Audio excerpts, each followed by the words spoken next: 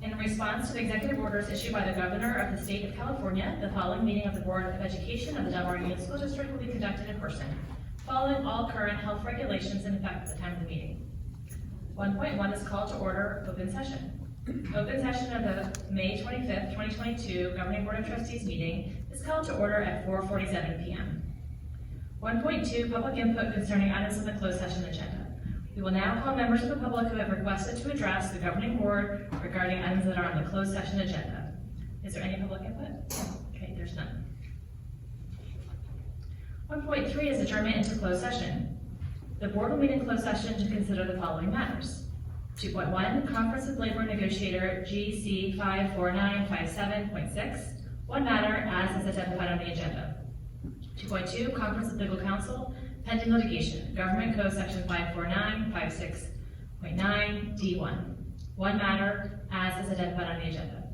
2.3, Conference with Legal Counsel, pending litigation, Government Code Section 54956.9 D1, one matter as is identified on the agenda. 2.4, real property transaction, Government Code Section 54956.8, one matter as is identified on the agenda. The board will now adjourn into closed session at 4:48 p.m.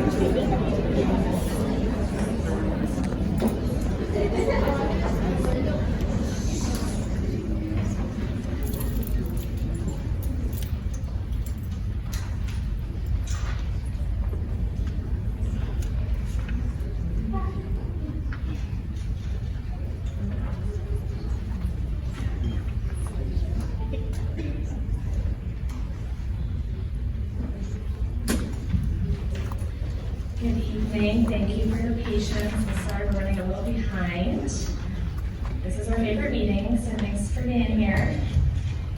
Okay. We are at item 3.2, report of action taken in closed session. The governing board met in closed session and no action was taken. 3.3 is the Pledge of Allegiance. We will now welcome Dr. McClure to lead us in the Pledge of Allegiance.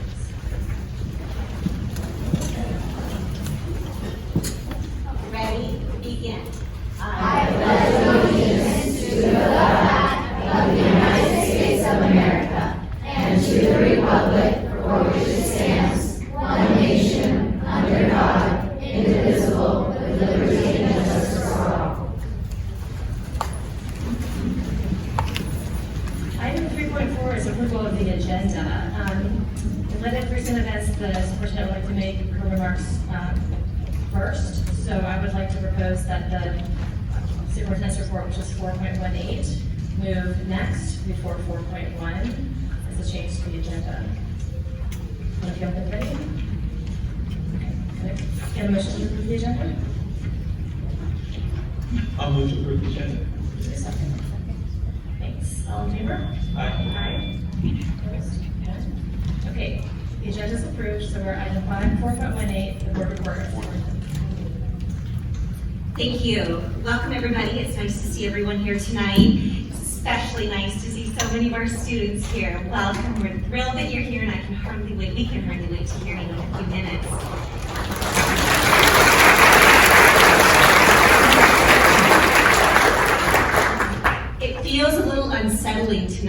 because our hearts are probably feeling for people around the country because of what's been experienced in the last day or so.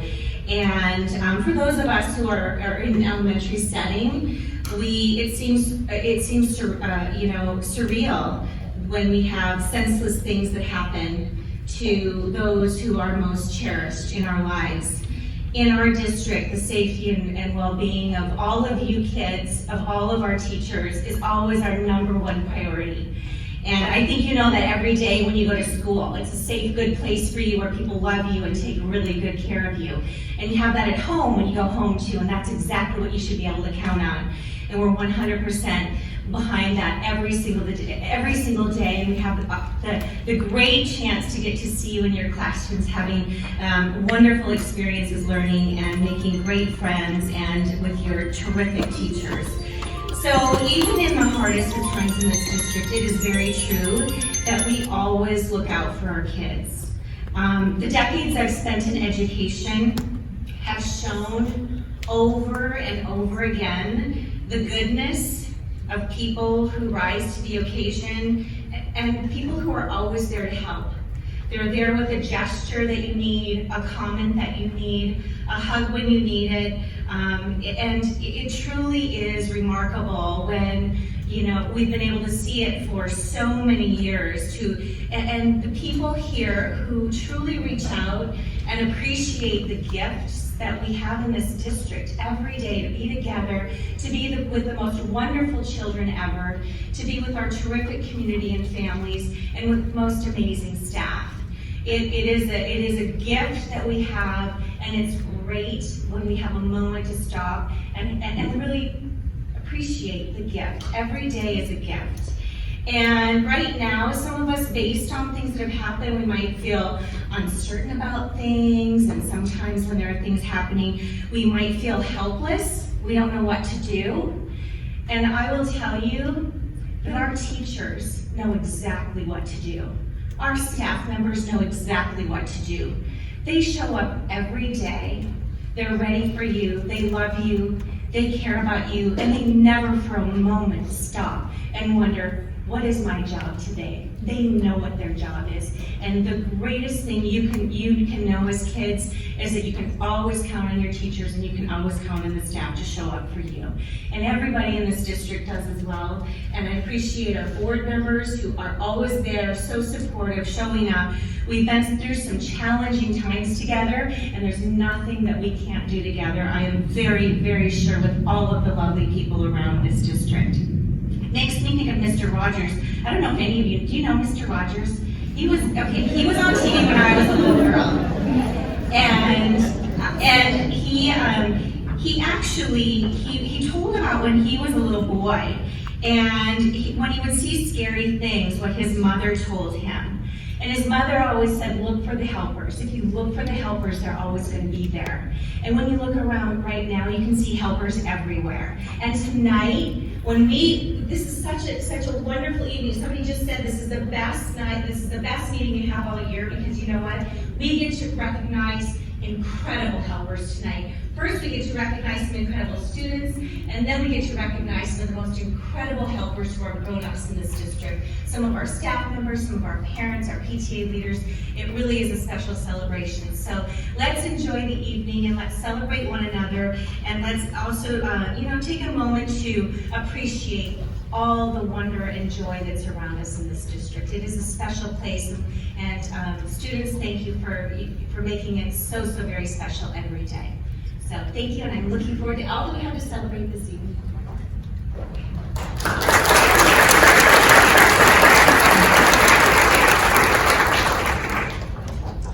Thank you, Dr. McClurg. Next, we have 4.1, which is the board report from the Del Mar, California Teachers Association with President Kevin Cunha, and I suspect some other people. I'll let Mr. Cunha introduce them.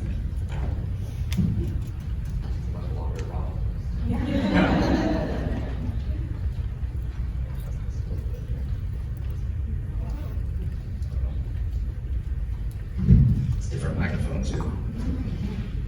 All right, President Halpern, Dr. McClurg, members of the board, members of the cabinet, good evening. I think my time tonight, I have a couple parts. I just want to start with a couple recognitions of my own because they're not up on that board, but I think they're important. I'd like to recognize some of the work that the DMCTA has done this year. Specifically, I'd like to mention my executive board, Vice President Kate Daniel, Treasurer Ashley Whipple, and Secretary Tracy Barber. They've been my confidants, my friends, my help in time of need, my ears out and about, and just there for me when I need them. So I really appreciate all the work they put in this year to be there for me.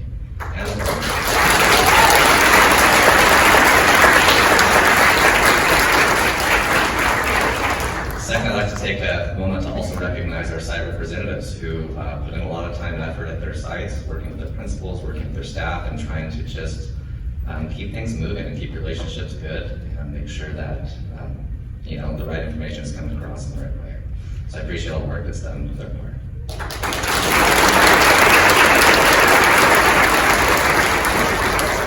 Lastly, we have our bargaining team. We spent a lot of hours together this year, along with the district bargaining team, who can see it around. We had 6 of us there. Another name I just heard was Tracy Barber. She was on our team. Our bargaining chair, Fred Bettig, was also there, and Ross Gibson, and Kate Johansson, and I'm missing anybody else, I guess myself. So we spent a lot of hours working together. It was actually a good thing, and we, I think, represented the best of what we can do together as a district, as a union, to come to an agreement that I think we all were comfortable walking away with. So although we didn't all walk away feeling like maybe we won everything we wanted and got everything we wanted, we all felt comfortable with the outcome. I think that's the point of our bargaining. So I appreciated both sides on that. Thank you.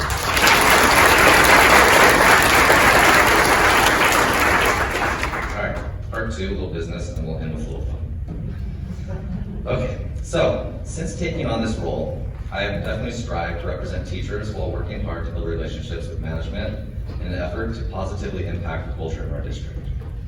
That has been and continues to be my priority. My goal in addressing the board last month was to provide a clear statement of DMCTA's position concerning recent matters. With our past surveys being made public and many of our members now asking for a new one, I felt it was prudent to face the issue rather than avoid it.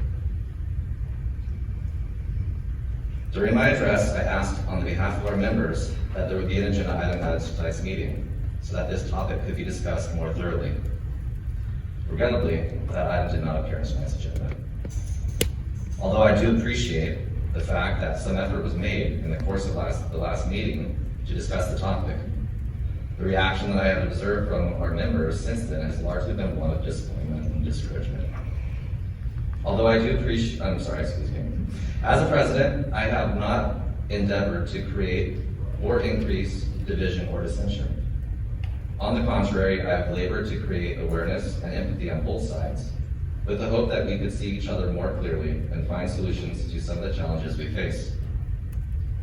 Over the course of 3 years, I've done my best to demonstrate the gratitude and pride of our teachers for working in this district, while at the same time communicating the hard truths that many teachers bring to my attention. It is my hope that these truths will be acknowledged so that we can move forward and work together to achieve a positive outcome. Thank you.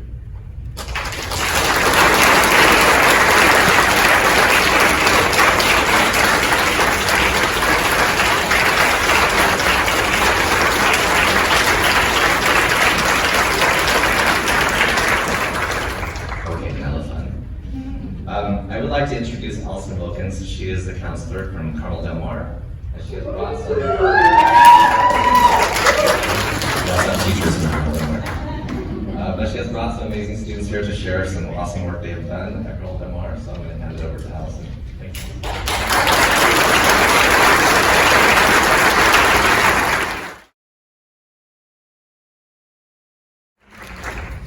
Thank you. Congratulations to those amazing students. 4.3 is Award Recognition DMUSD 2022 Teachers of the Year. Ryan Stanley, Assistant Superintendent.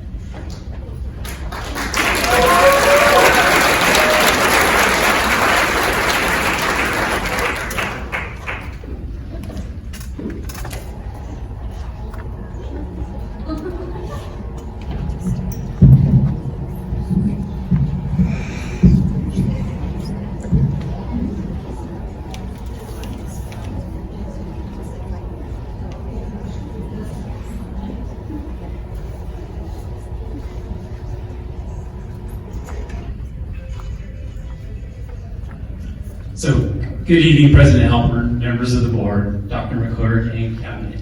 As has been said many times tonight, this is one of the absolute, if not the absolute best meeting of the year. It's very clear to see that we have the most amazing, talented kids and students to be able to work with. You all are spectacular to see what you were able to put together and to be able to do. And we know that that doesn't happen by accident. Not only do we have the most amazing families to be able to partner with who send us the most amazing kids, but then we also have the most amazing staff to be able to work with to ensure that all of these things are happening and that we are providing our kids with the extraordinary school experience. So it's going to be my pleasure, our pleasure, to recognize our certificated staff, our classified staff, our parents who dedicate so much to ensuring that our kids receive a world-class education. So to start, the board would like to, the board and district administration are pleased to honor and recognize the following DMUSD Site Teachers of the Year. So, to get us started, from Ashley Falls, Emily Stengel.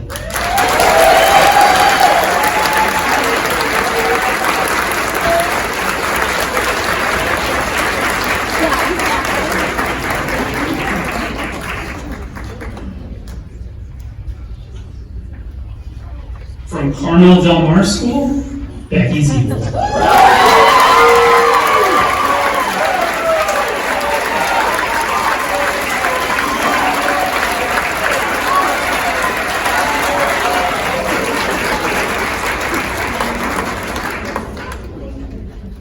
That's called the home court advantage almost.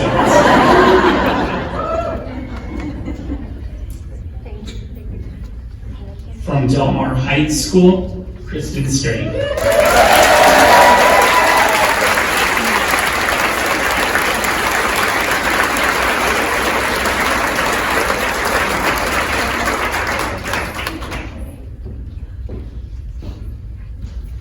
From Del Mar Hills Academy, Chelsea Kuntz.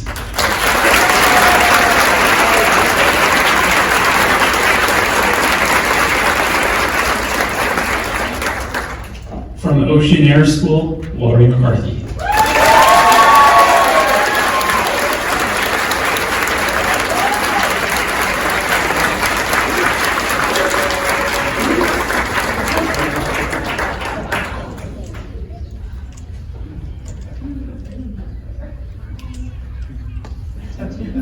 From Sage Canyon School, Haley Kitchens.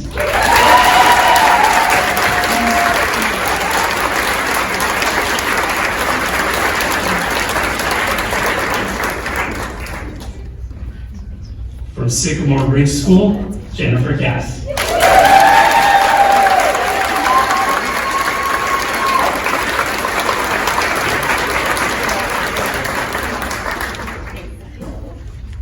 And from Torrey Hills School, Stephanie Cluxton.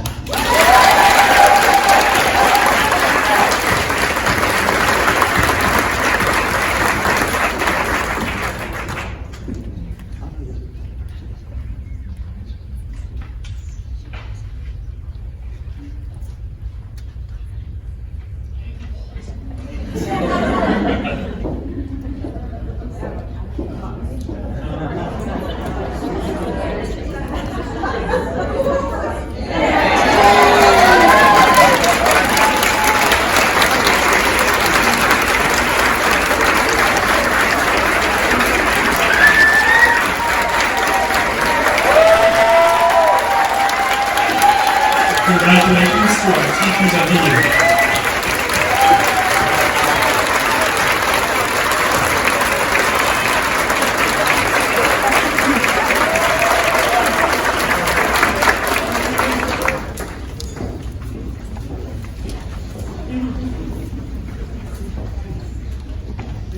And we are very fortunate to be able to have the most amazing, talented staff who take such great care of our kids academically, socially, emotionally, behaviorally. And so with that said, to then be able to recognize one of our teachers as our District Teacher of the Year. The Board of Trustees and District Administration are very pleased and honored to be able to recognize Stephanie Cluxton as the DMUSD 2022 Teacher of the Year.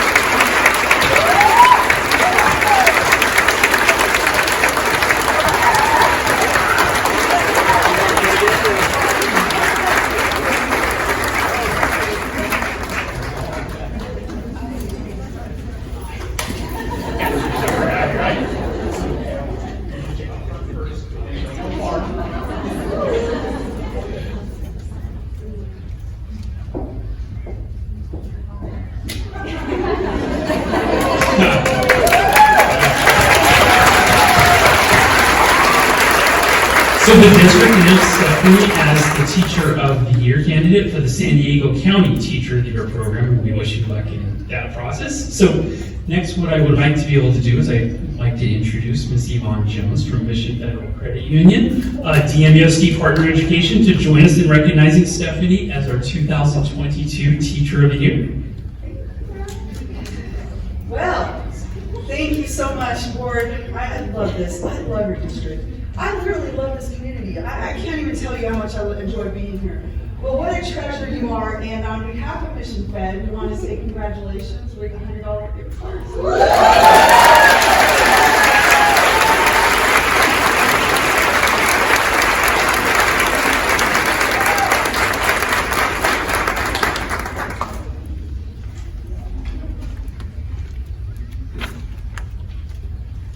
We also have an amazing group of classified staff who are often in front of the scenes, behind the scenes. They are often the ones who are doing the work that we don't always know is happening to help make sure everything runs smoothly and well to support our students, support our staff. And so it is on behalf of our Board of Trustees and District Administration, we are pleased to applaud and honor the following 2022 school site, and district office classified employees of the year. So from our after-school program, Cindy Rodriguez.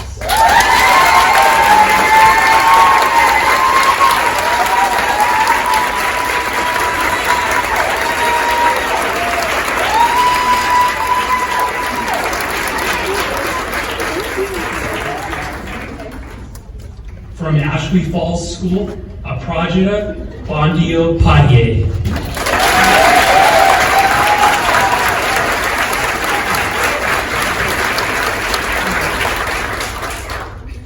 Carmel Del Mar School, Ann Hoffman.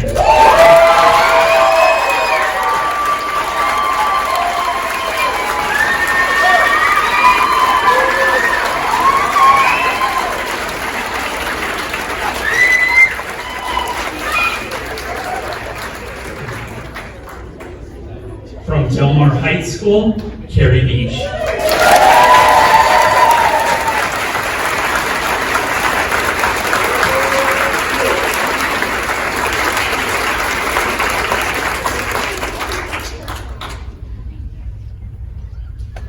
From Del Mar Hills Academy, Jenna Ellis.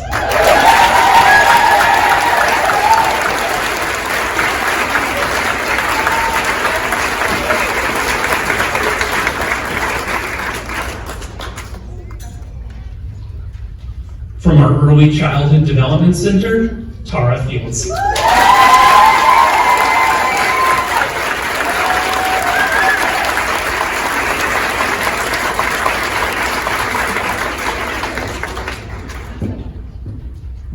From Ocean Air School, Alan Miller.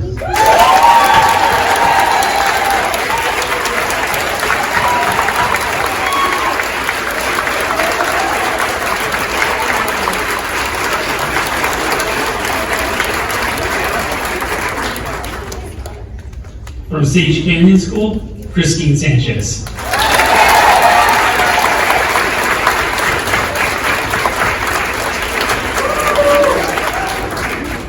From Sycamore Ridge School, Lisa Kim.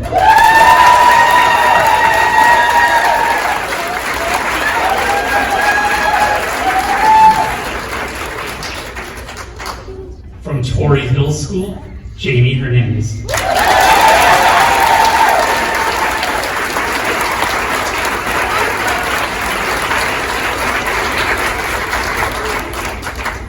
And from our district office, Molly McGregor.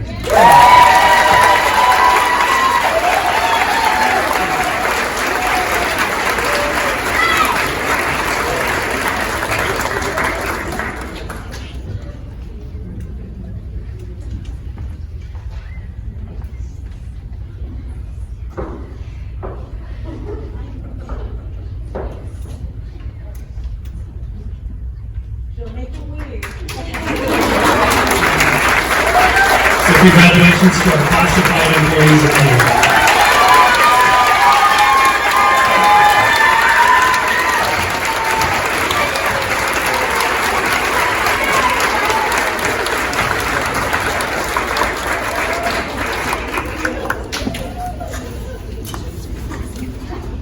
Next is recognition of our district-wide classified employees of the year.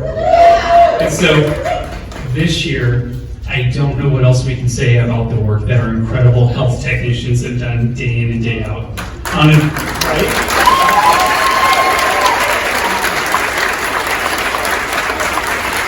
a daily basis, in normal times, not only do you provide amazing care of our students, magic ice packs, and all of those other pieces that you were able to do to help take care of our kids, but when we look at what you've done to help us move through monitoring illnesses, contact tracing, helping us navigate families and staff through isolation and quarantine protocols, we cannot begin to overstate the value that you have provided. And so it is my pleasure to recognize as our district classified employees of the year from Ashley Falls, Susie Peterson. From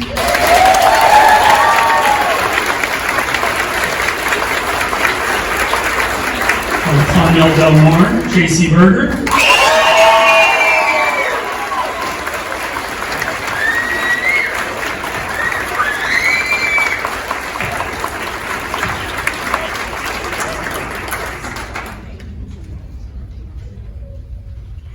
From Del Mar Heights School, Becky Young.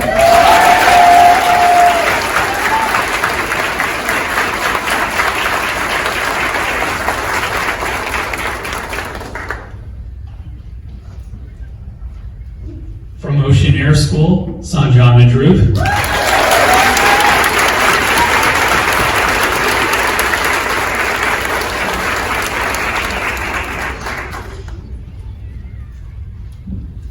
From Sage Canyon School, Deborah Maldonado.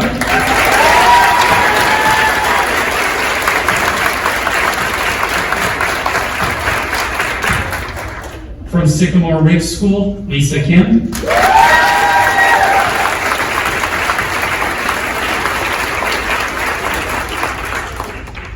And from Torrey Hill School, Jamie Hernandez.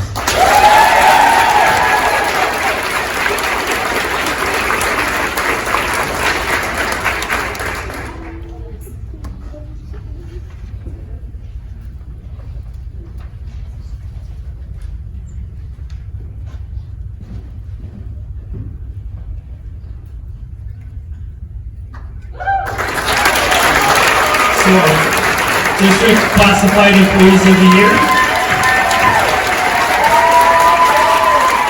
But don't go far in Classified Employees of the Year.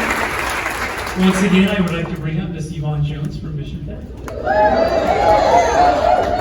Well, instead of me coming to the podium, since I have a fairly loud voice, I will just hand each of you a $100 gift card.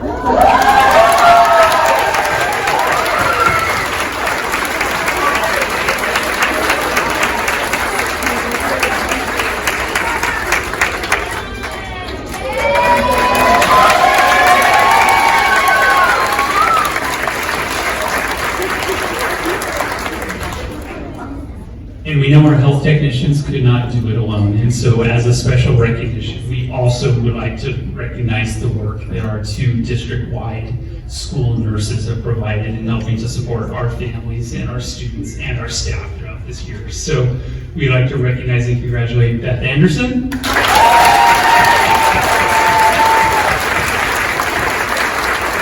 And Teresa Crosby.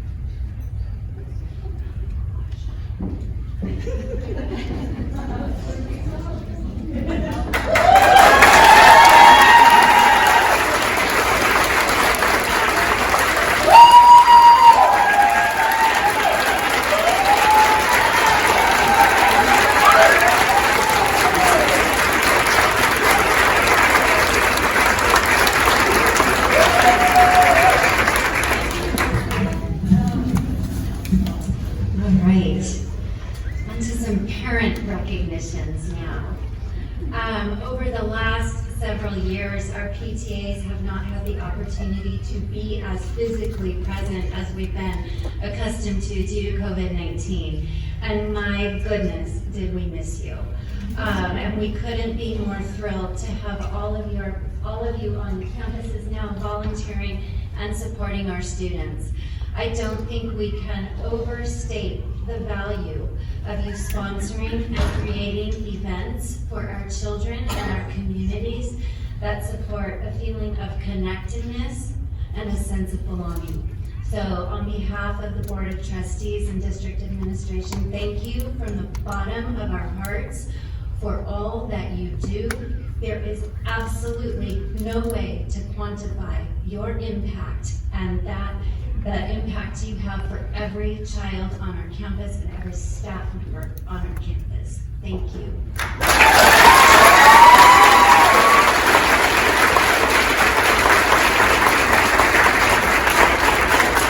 From Ashley Falls School, Valerie Shorenstein.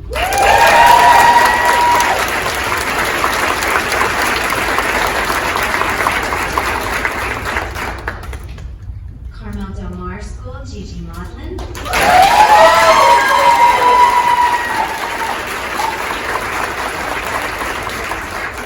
Heights School, Kendra Tilker.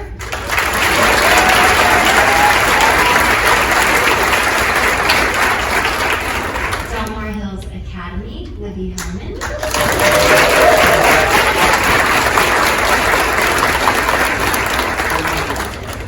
Ocean Air School, Allison Gossenay.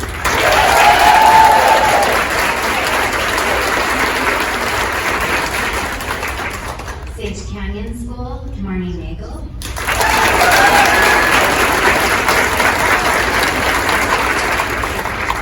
Sycamore Ridge School, Gregory Reed.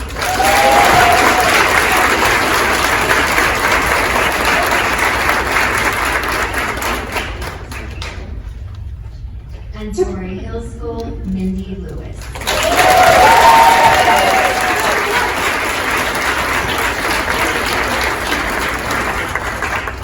And the others are still so busy working to make the end of year events happen. That's why I'm thanking you for this year.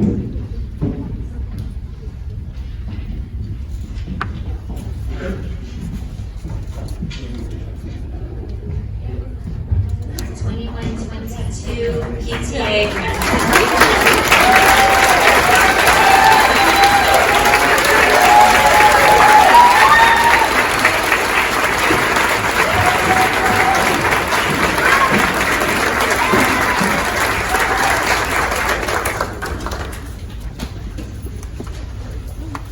Next, it's my pleasure to recognize and appreciate the tremendous work that our district English Language Advisory Committee does on behalf of students who are new to our district and learning English. They help generate plans, provide input, and oversee, in conjunction with Vivian Firestone, the work that takes place for our English learners so that we can create an environment where they will experience success throughout their years in Del Mar. So thank you to the following committed individuals. Ashley Falls School, I'm going to apologize in advance. The pronunciation of names is very important to me, and there are some really tricky ones here. So if I don't do your name justice, I apologize. At Ashley Falls School, Inez Correa.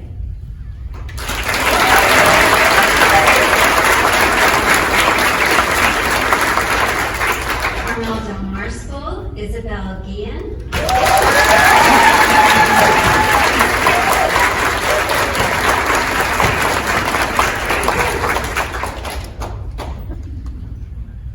Del Mar Hills Academy, Celine Sirkukiran.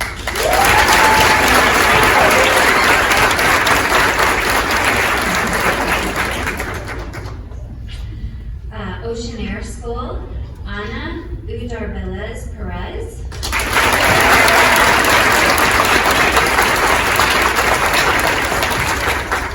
Sage Canyon School, Elizabeth Klimek.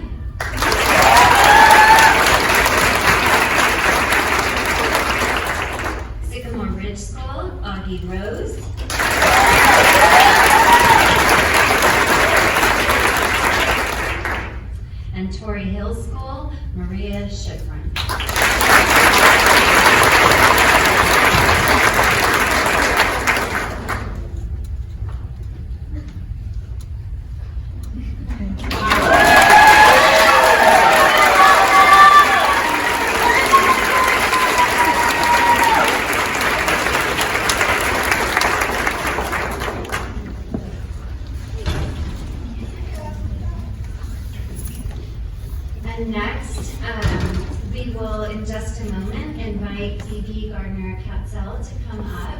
Some of you may know that she is the president of our incredible Del Mar Schools Foundation and Education Foundation. And in spite of all of the challenges they have faced under Phoebe's leadership, our DMSEF has had an incredible year with incredible directors supporting all of the wonderful programs in our STEAM Plus program. So thank you, Phoebe, and will you please come on up and be recognized.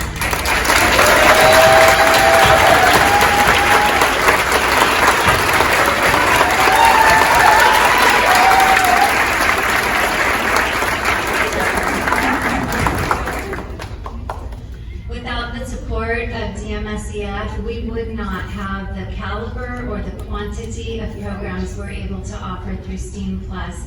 And so we cannot thank her enough and our directors enough. And I'm going to turn it over to Phoebe to recognize the rest of her team.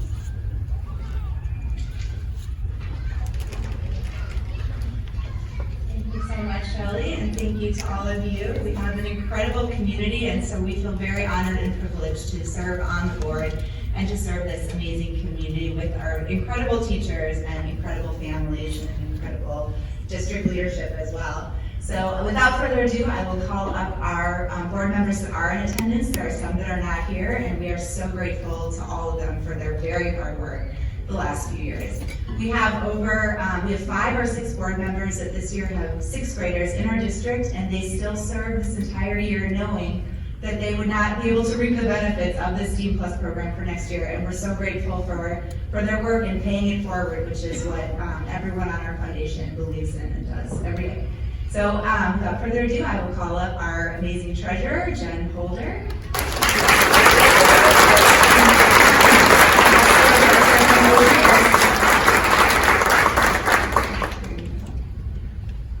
And I will call up our Vice President of Communications and the Director from Del Mar High School, Jennifer Magenta.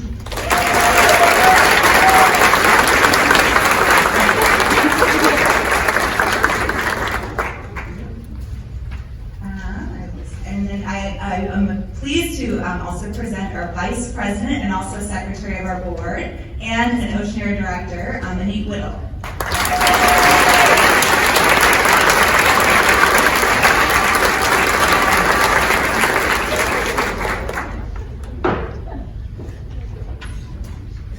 We also have in attendance one of our longest serving board members, David Evans from Carmel Del Mar School.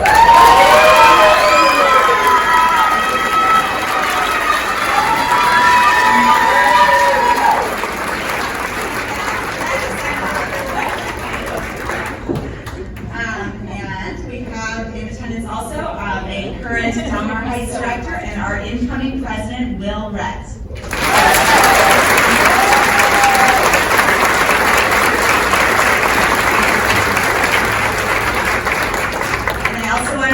We have a new director here that just joined our board, but she's incredible, LaDanne Pachinane. If you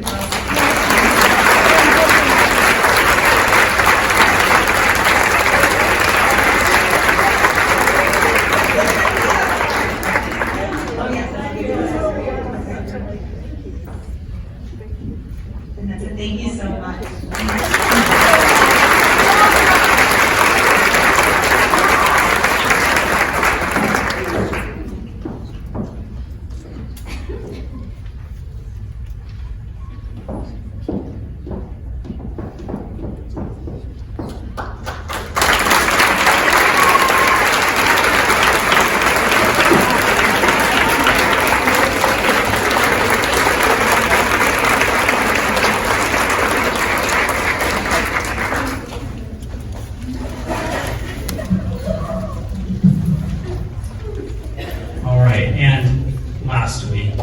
I don't know what else we can say about our retirees who we're about to recognize here tonight.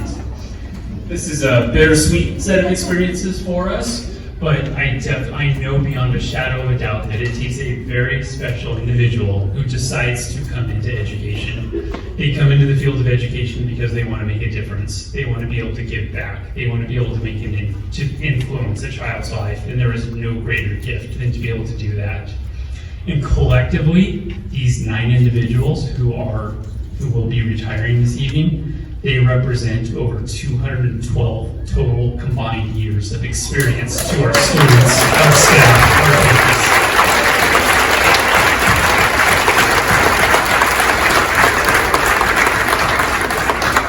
So it is my greatest pleasure to be able to recognize from Ocean Air School, Sandy Dukla.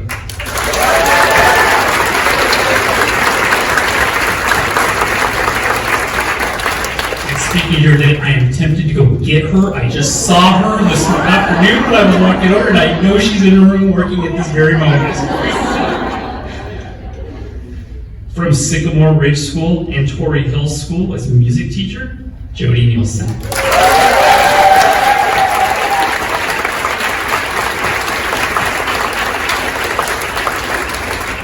Get ready. From Carmel Del Mar School, 5th grade teacher, Becky Ziebel.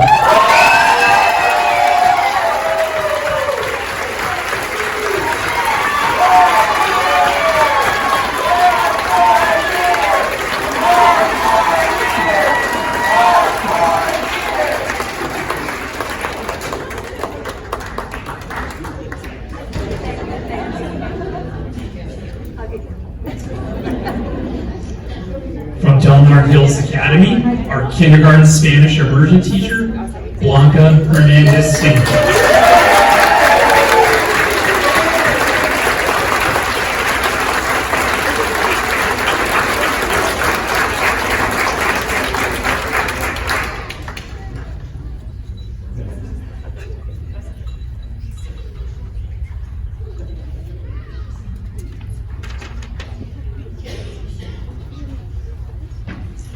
Our Assistant Superintendent of Business Services, Kathy Burks.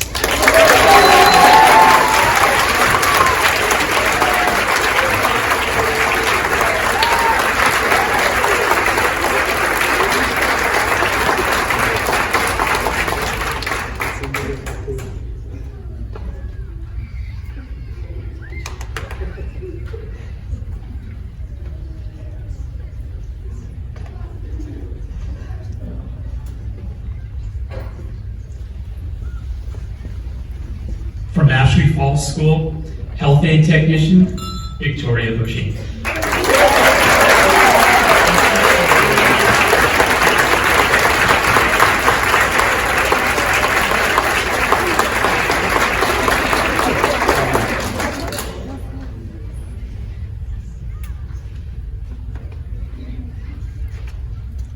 From Sage Canyon School, Library Media Specialist, Nancy Bronco.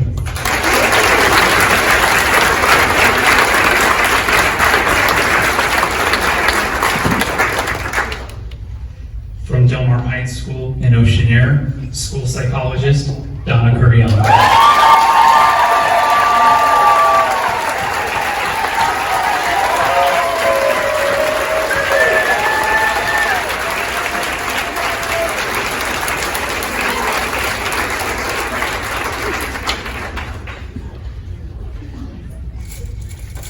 And from Torrey Hills School, science specialist, Uma Christian.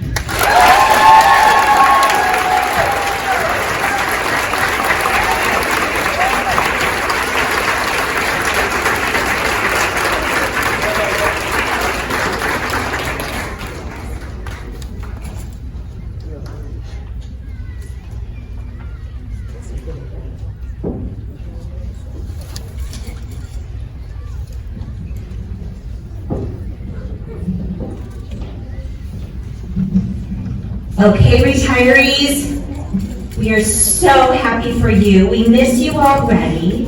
And let's get ready to ring in your retirement.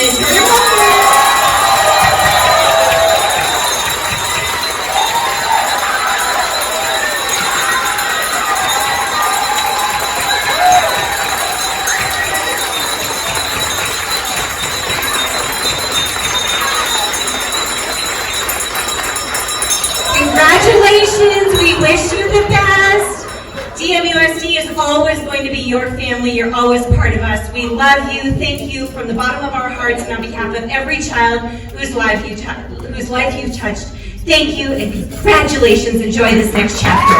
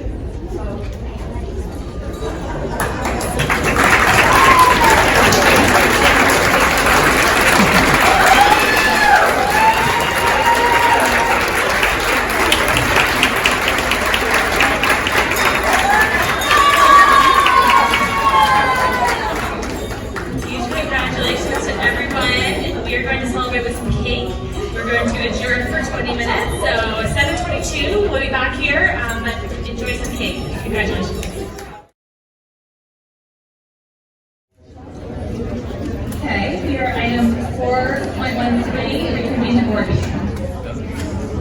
And we're going to go into 4.14, board recognition, DMUSD employees of the month. Dr. McClure, for May.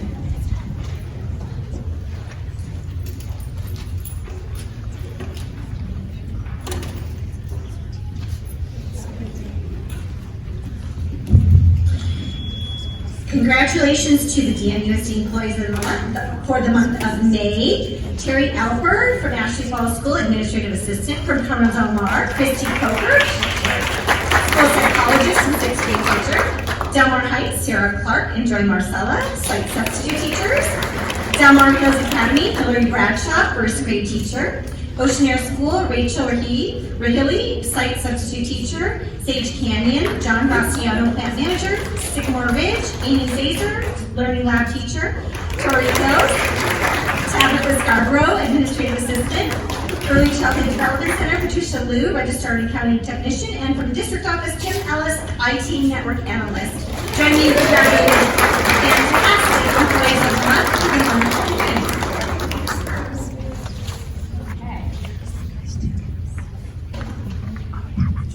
Next we have the board report from the Parent Teacher Association with Sycamore Ridge School President Gregory Reed.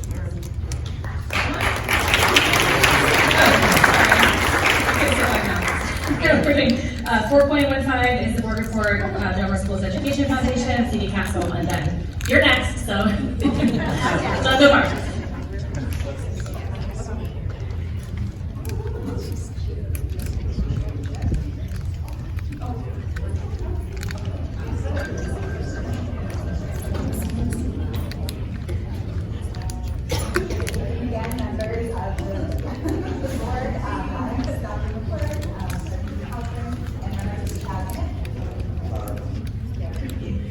Thank you again for having us, and thank you for the recognition. I'm joined by my board members because this is certainly a group effort, and we are extremely pleased and honored to be able to present a check to the board and to the district tonight in the amount of $1,300,000 for our incredible STEAM Plus program for next year.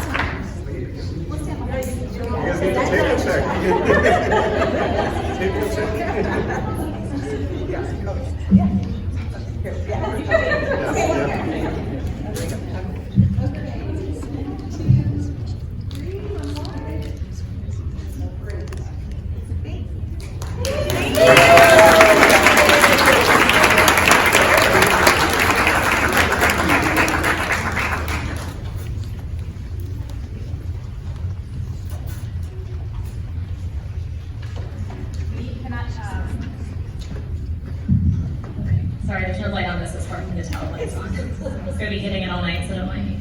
Wow, I mean, that was an amazing result from the DMSEF. We always talk about how much we appreciate all the hard work that they do in concert with their school site folks and all the parents and teachers who all, rally the troops and get the parents excited and really make all of this support happen. We all know that we couldn't have our STEAM Plus program, we couldn't have the incredible community we have here without the support of the DMSEF. All the parents, teachers, kids who get involved and make it happen. So thank you.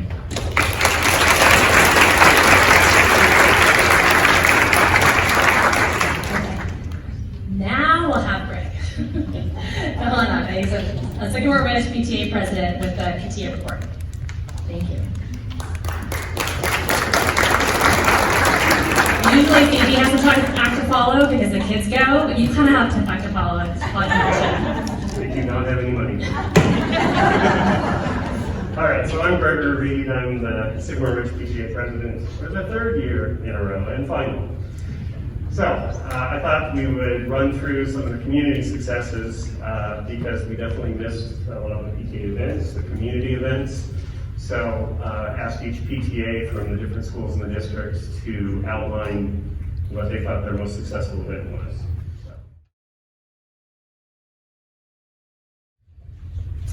So we're looking forward to 22-23 school year. Hopefully have even more events, lots of things from the beginning of the school year. So thank you all.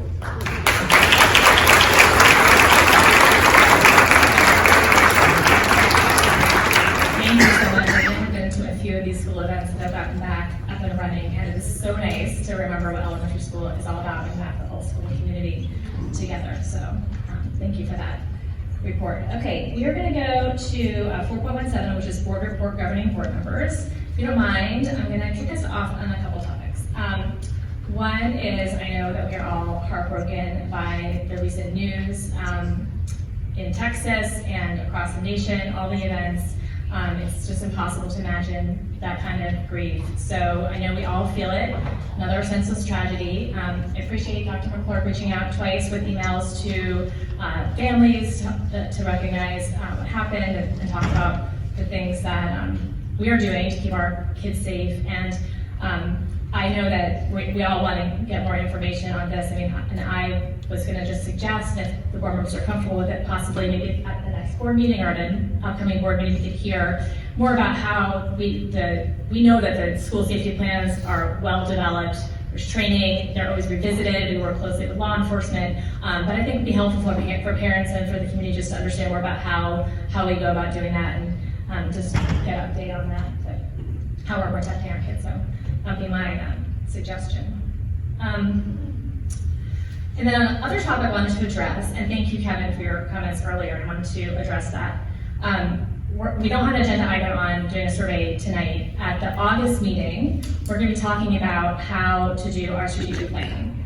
I heard most or all the board members say that surveying is something that we think makes sense to do as part of that. And so what we'd like to do is engage the community in planning how we're going to do strategic planning in a way that meets our goals of increasing input and authenticity and having transparency and just getting good quality information from all the different constituent groups who care about our kids and our families and our district. So we wanted to set up a process that works for everybody. And so the August meeting is kind of a chance to hear the district's proposal for how we can do a really quality strategic planning process. We hope you'll come with your ideas too of how to do it, right? Because we can't do it alone. We're always trying to figure out what's the best way to get input. And then let's set up ways to measure our progress toward all the goals that we have collaboratively. And I appreciate Kevin talking about the teachers' negotiations and that it represented the best of what we can do together. So I think that we can take that same approach and work together to build a quality and viable and authentic strategic planning process that will look ahead to the next 5 years. So that's scheduled for the August meeting. I just want to share that with all of you. I will pass it on down to Catherine.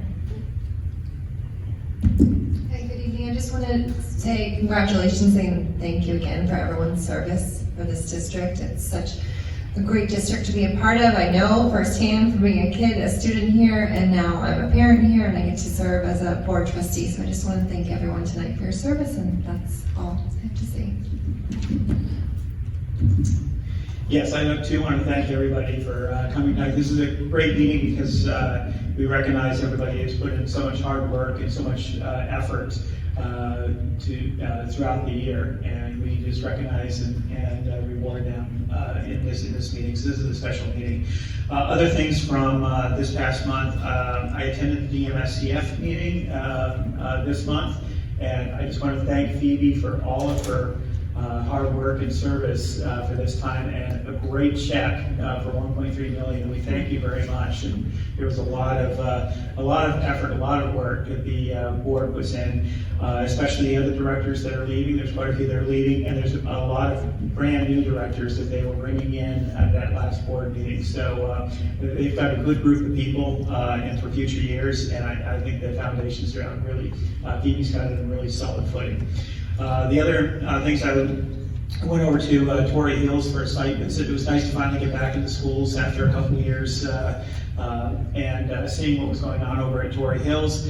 And I was also over at the maintenance and operations for a site visit over there to see some of the things that we've moved technology over there out of the Delmar Hills cubicles,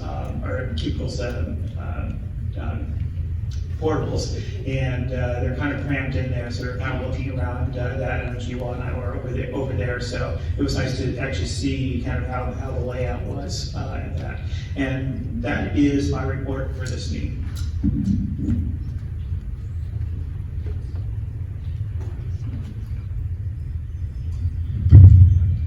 Okay, now. When Erica brought up the fact that we have safety plans in place, it occurred to me that we got those safety plans in place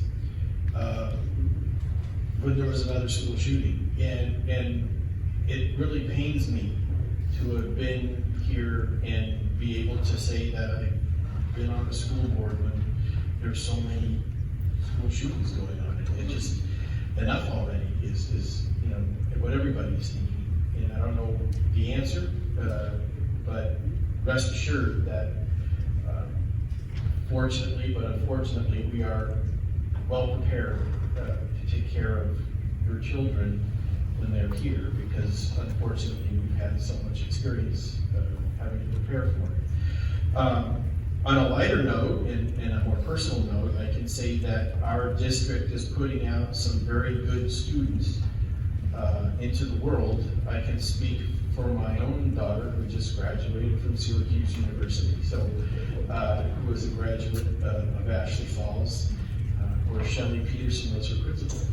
And so just they're coming out of our district with a really good education, and they're primed for the future, and I can attest to that personally. I love the cake meeting. It brings everybody together. And although I don't participate in the cake, I just like the whole energy that goes into it. Congratulations to all of those that were recognized and all those that are here to support. I appreciate it. They appreciate it, and we all appreciate what you do. For those that are retired, you're probably not here. Enjoy your retirement. Thank you for your time, and best to all.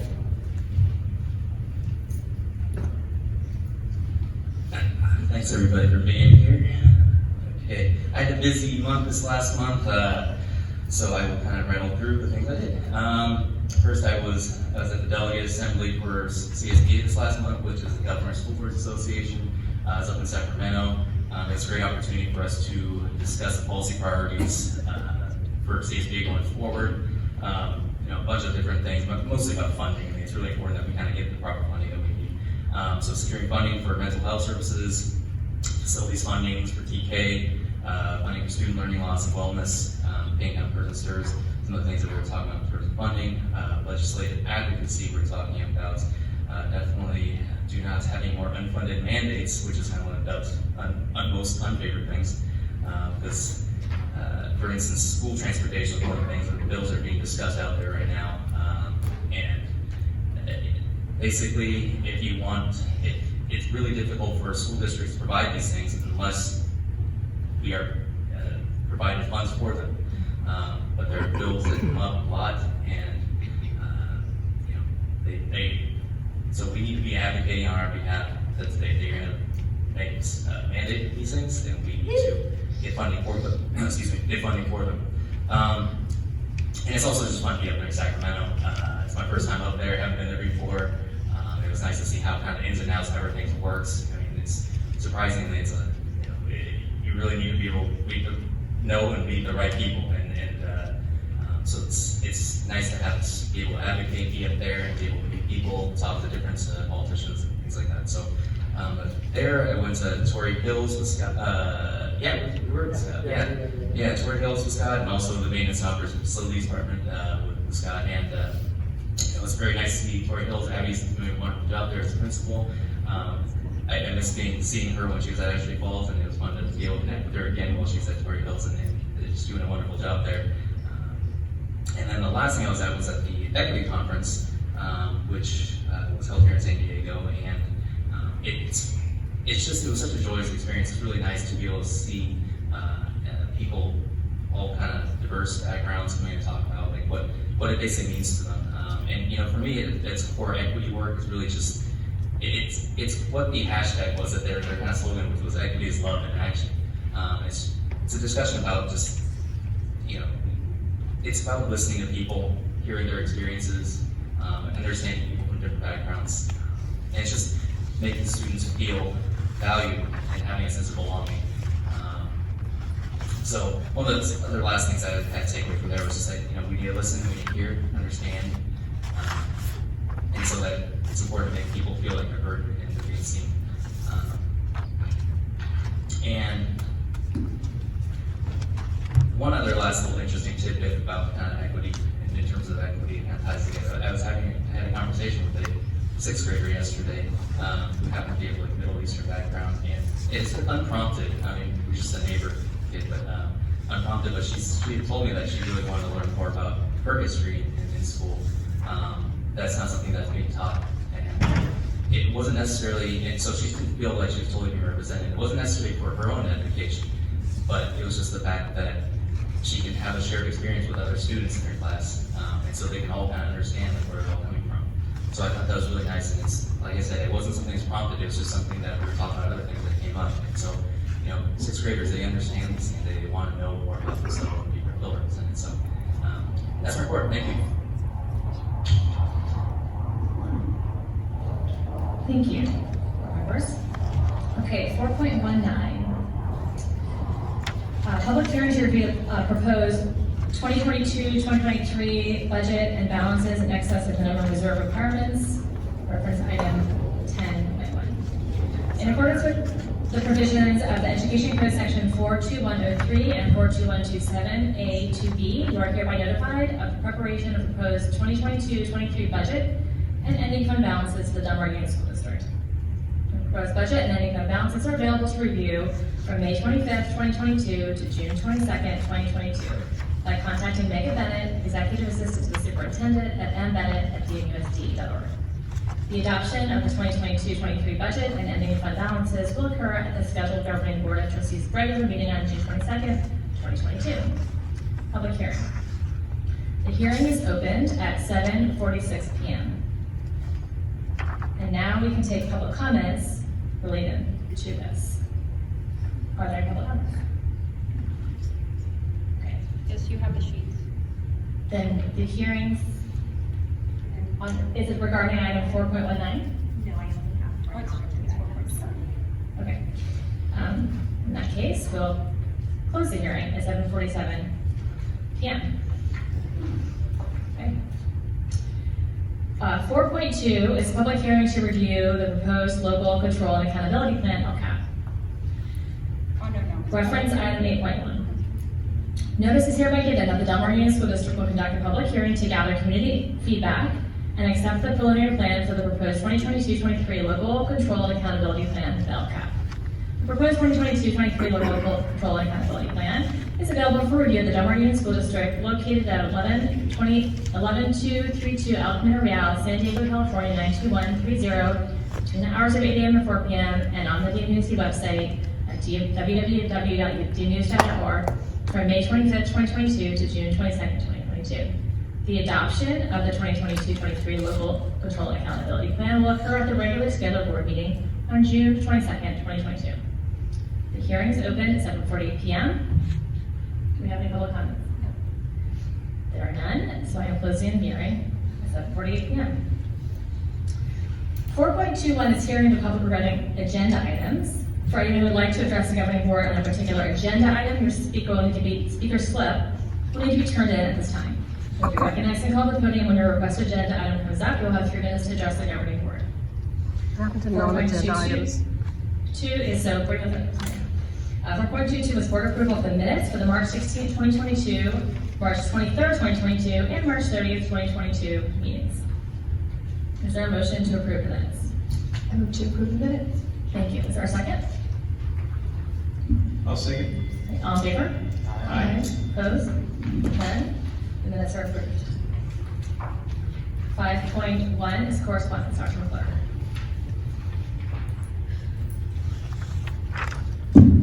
The superintendent's office received the following correspondence regarding district business. Correspondence on DMUSD health and safety plan, protocols, guidelines, and practices. Correspondence on student support, attendance, and then critical experience for students this year in DMUSD. Thank you. Thank you. We're at 5.2, hearing of the public regarding non-agenda items. We'll now call members of the public who have requested to address the governing board regarding items that are not on the agenda. Members of the public who would like to address the governing board regarding non-agenda items, let's complete a speaker slip at this time. Okay. So we have, I'm going to call 2 by 2. So you'll hear the next name. You can get ready to come up. So Danielle R, followed by Marisa M.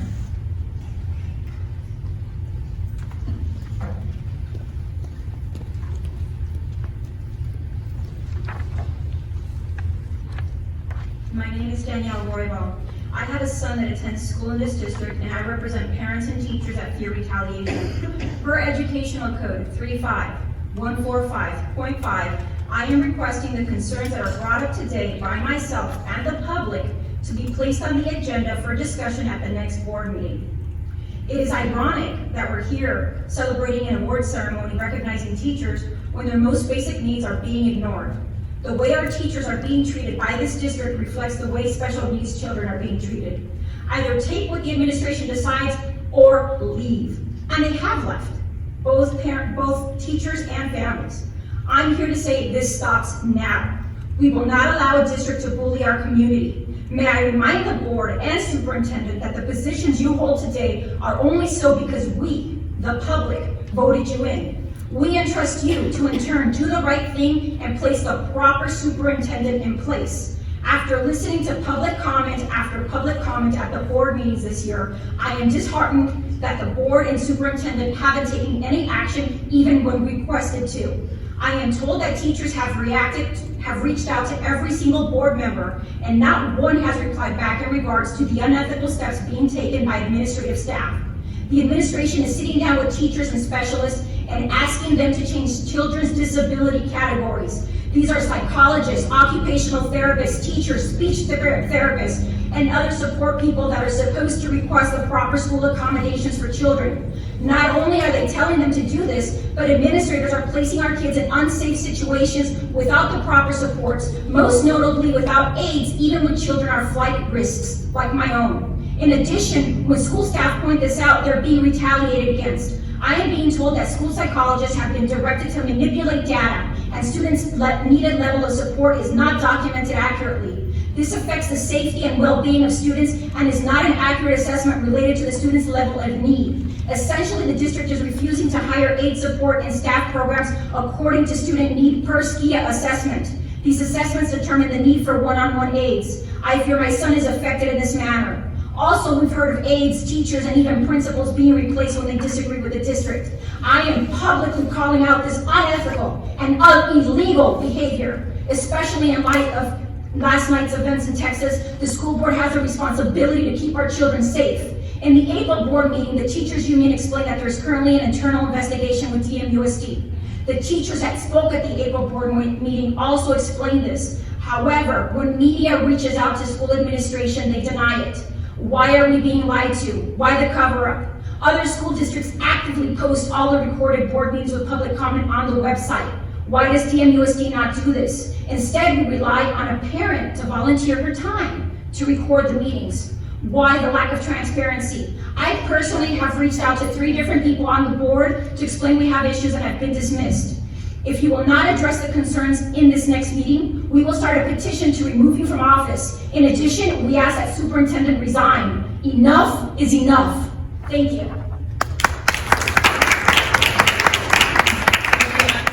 Let me put this how a teacher would. I really appreciate when people speak calmly and contribute to civil discourse, and I would really ask that everybody here try to take a respectful approach when speaking in front of the board. Next we'll have Marisa, followed by Lauren Henry. Hello, it's Lisa. Okay. It's been weighing heavy on my mind and on my heart the lives that were lost this week at Uvalde Elementary. It's made me rethink what I wanted to discuss tonight. To me, it highlights the importance of helping every student, especially the ones ostracized on the fringe. And in order to do that, we need to give teachers the tools and education to help all students. And in order to do that, we need complete transparency and cooperation between district staff and families. We need to be able to connect and communicate in an open and honest way. The district has not done that.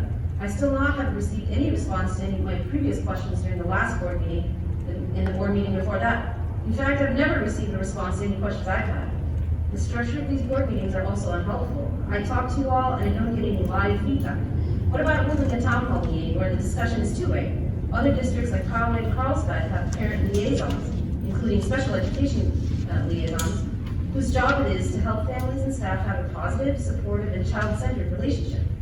Why does DMUSD not have this type of role for parents? For a district that claims it's supportive of all families and staff, where is the transparency and communication for parents? I also want to remind you, special education is a fine line. If your child requires extra support, whether it be extra test time, emotional support, or speech services, etc., your child is considered a part of the special education program. There's a clear lack of independent oversight of this special education program.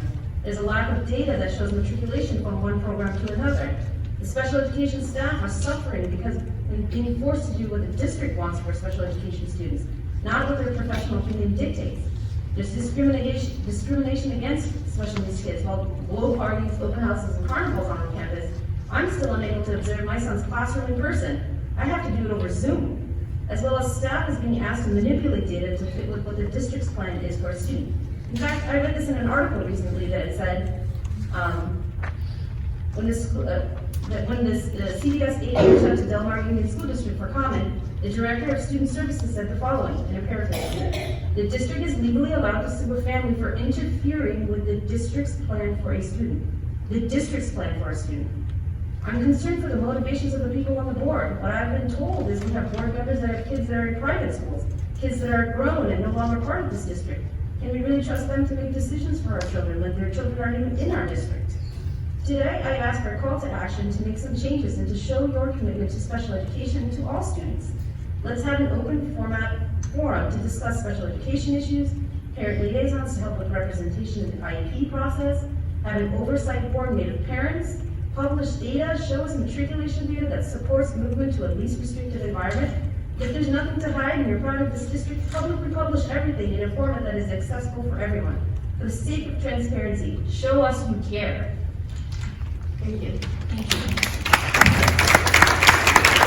Lauren Henry, followed by Janice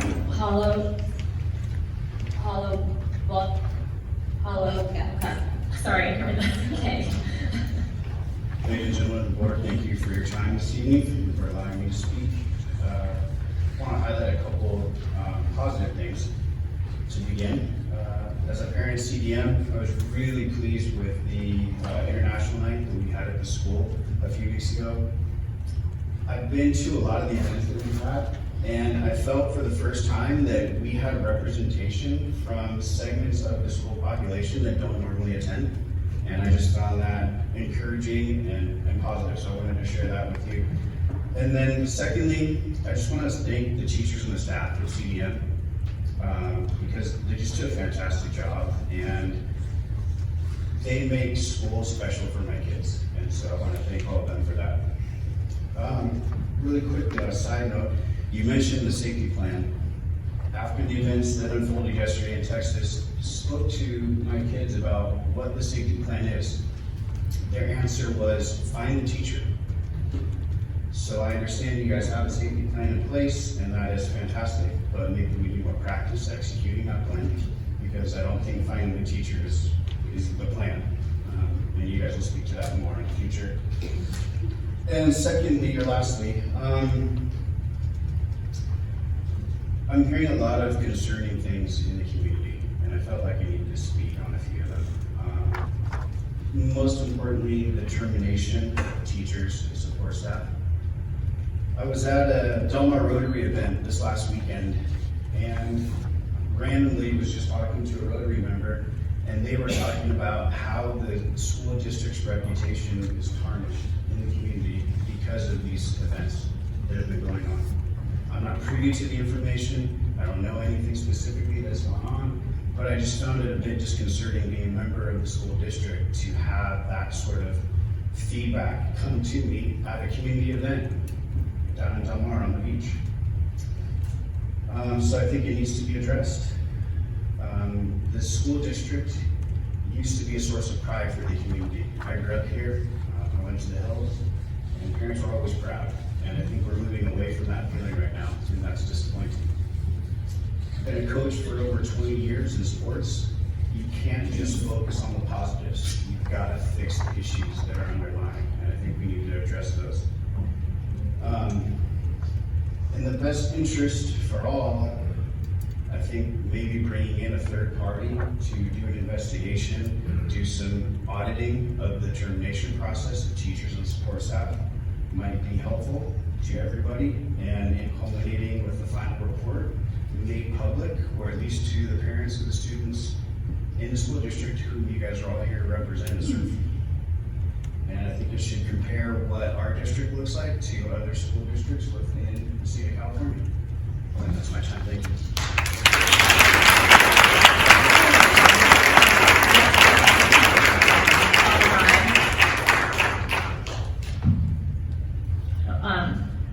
On to Lori Henneke-Taylor.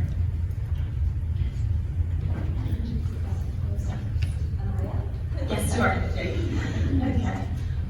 I'm speaking today in support of Natalie, a Del Mar Union parent and the sole caregiver of her son, an Ashley Falls student with disabilities.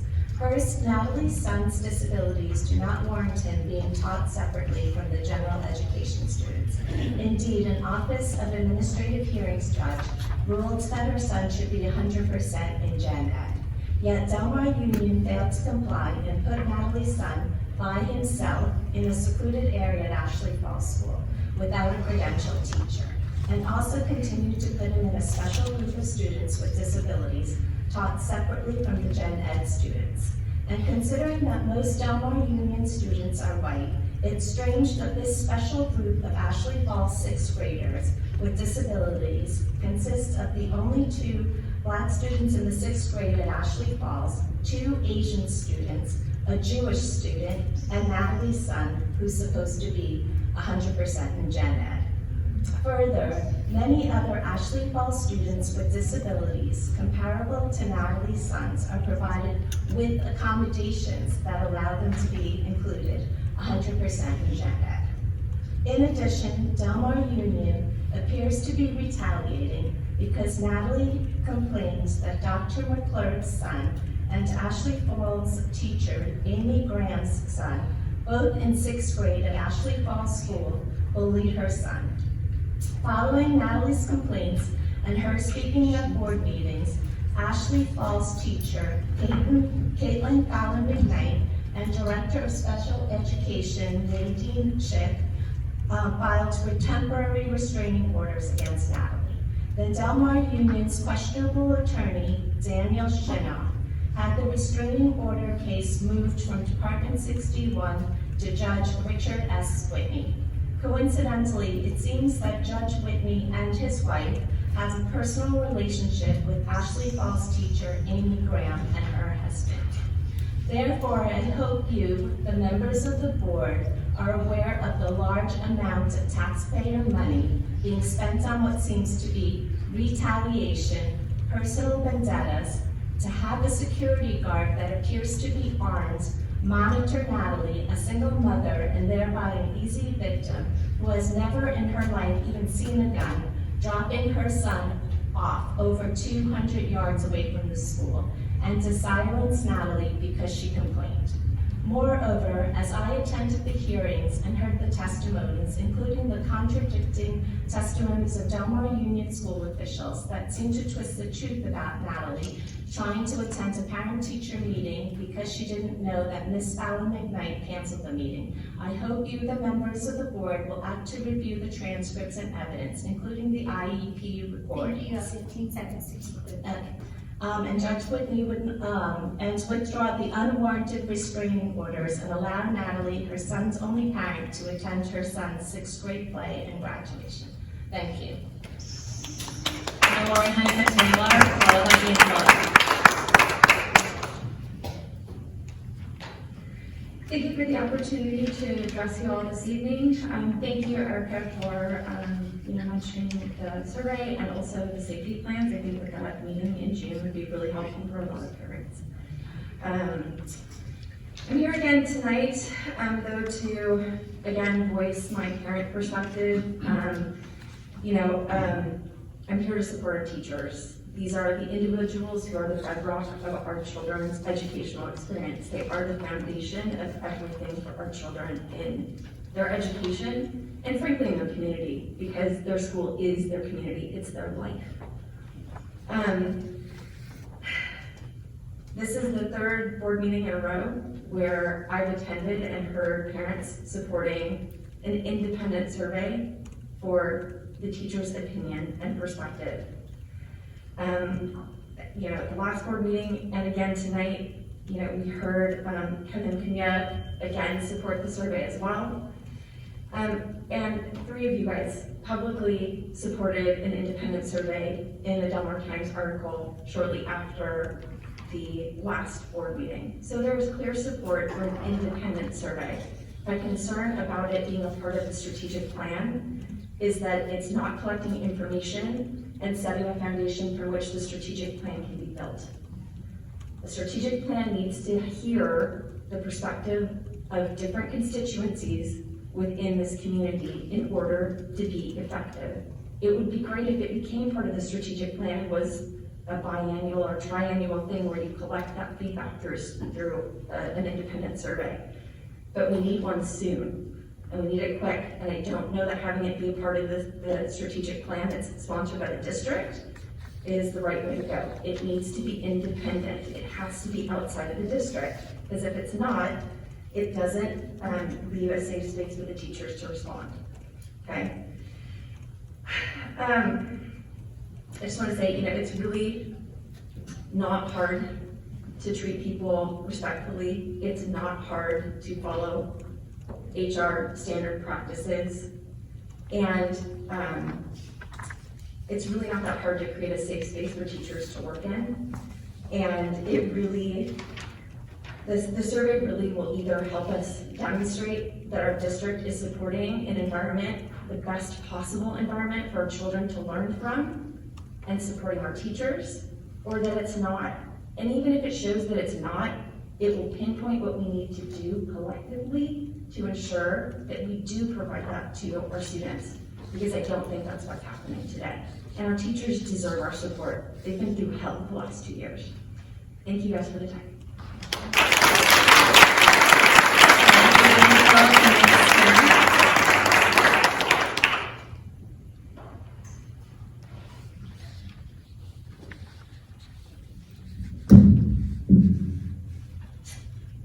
Hello, my name is Ian Phillip. I teach PE at Delmar Heights Elementary. Over the last few months since the dismissal of Jason Swallow from Delmar Heights, we've heard a multitude of accounts of leadership style and practices from the district office that paint a less than flattering picture. We will say thank you for Jenny, she's amazing. For my 15 years of my career, like many seasoned veterans, I focused solely on providing the best experience for students in front of me. As long as my kids were okay, so was I. Changes in policy from the district came at times, and our principals did a great job of implementing these changes in a way that served our student population. Yet in the background, I would hear rumblings of how teachers were being ignored on a variety of issues: curriculum, training, classroom design, schedules, support staffing, etc. In 2019, 183 school employees participated in a climate survey that came about as a result of teacher concerns being rebuffed or ignored for multiple years. That survey was literally pushed back across the table to our then union president, David Skinner. What message was that supposed to send? That our opinions were invalid? That we should never question leadership in the first place? That survey reflected the feelings of teaching staff pre-pandemic, preschool rebuild and split, and certainly predating the events of this spring. What I unfortunately discovered was that this type of treatment was actually systemic and repeated. The pattern was easy to follow. A principal or educator asked for more support or questions a decision or program put forth by the district. That employees immediately put under increased scrutiny, observation, and questioning, put on an improvement plan, or put on course to feel uncomfortable with their current assignment. This is the opposite of support. Let's quickly put this through the lens of our most important responsibility, the students. If a child asks us for help, we stop and help them. If we cannot help them, we ask a colleague. If that doesn't work, we get more professionals to help until the child gets what they need. The entire process is support and guidance. The child does not get everything they want, but we always treat them with human compassion and never seek to weaken them. Why is it so much to ask that teachers and principals cannot expect the same? We are here to uplift and educate children. This is not a Fortune 500 company. We are not building Teslas to all look and run the same. When you ignore the professional diagnoses of special ed teachers, that hurts children. When you put veteran teachers on a list and tell principals to find fault in their teaching, that hurts children. When you let go of our teachers, counselors, behavior support, aides, and principals with improper and ambiguous reasoning, that hurts children. We are not above reproach as teachers, and neither should you be. We are the life force that drives the entire ecosystem of an award-winning, world-renowned district. We teach our children that when you wrong another, you should work to right that wrong. I want to believe that you care about this. Please admit there's a problem and work to solve it. To the board, these concerns are not fleeting, please act on them. To my fellow educators, do not be afraid to speak up for the quality of your workplace and your students. Thank you.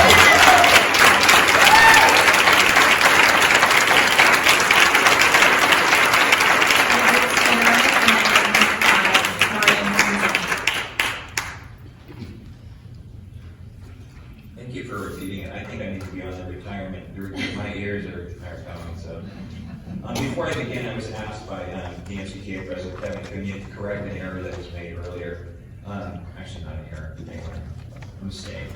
Kevin forgot to mention our awesome bargaining team member, Jackie Tiffany. She participated in all of the bargaining sessions. So Jackie, if you're watching, thank you very much. And Eric, President Halpern, I appreciate your bringing out the fact that you wanted to bring up some of the issues that were brought up that are part of this DMCTA survey that have been mentioned in the last several board meetings. And so I'm actually going to modify a lot of my comments and just mention a couple of things and then bring some of them back at that time. One of the things that you should be aware of, and you probably are aware of, is that currently the 3rd, 4th, 5th, and 6th grade teachers, we just finished administering a student wellness survey. And this is a yearly thing that our district does, and it is extremely valuable. I wanted to share some of the questions that are on that survey and suggest that these are the types of things that we also would like to have under consideration for the adults in the district. One of them is, I can meet the goals that my teacher sets for me. Do I get a chance to participate in discussions? Do the teachers, my leaders, go out of their way to help the students? Are you happy to be at school? Do you feel like you're part of the school community? And are you treated fairly by the adults? And we teachers wholeheartedly support the need to continually improve the wellness of our students. And we absolutely acknowledge the role that we play in creating the environment for them to thrive. And we recognize in order to improve, you have to know where you are. And I'm sure you can understand, and I hope the members of the community can understand, the frustration that we've felt over the last couple of years in administering this on the one hand, and then being not able to participate in a similar thing on our own. So we look forward to this discussion in August and hope that this is a sign of improvements to come. Thank you.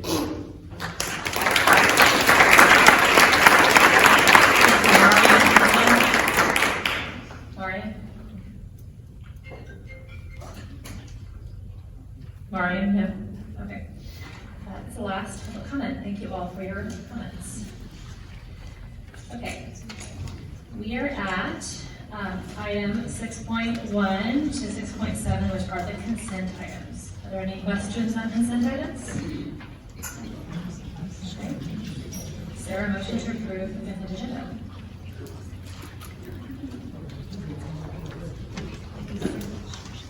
I'll move to approve the consent agenda. I'll second. Thank you. All in favor? Aye. Opposed? Okay. Consent agenda has passed. 8.1 is board review of, 7.1 is board information all day kindergarten. Shelley Peterson, Assistant Superintendent of Social Services.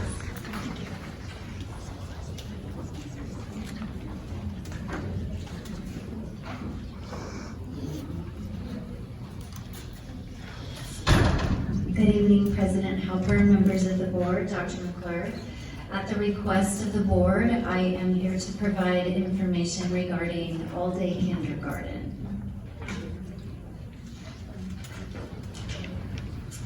So just a little bit of historical background.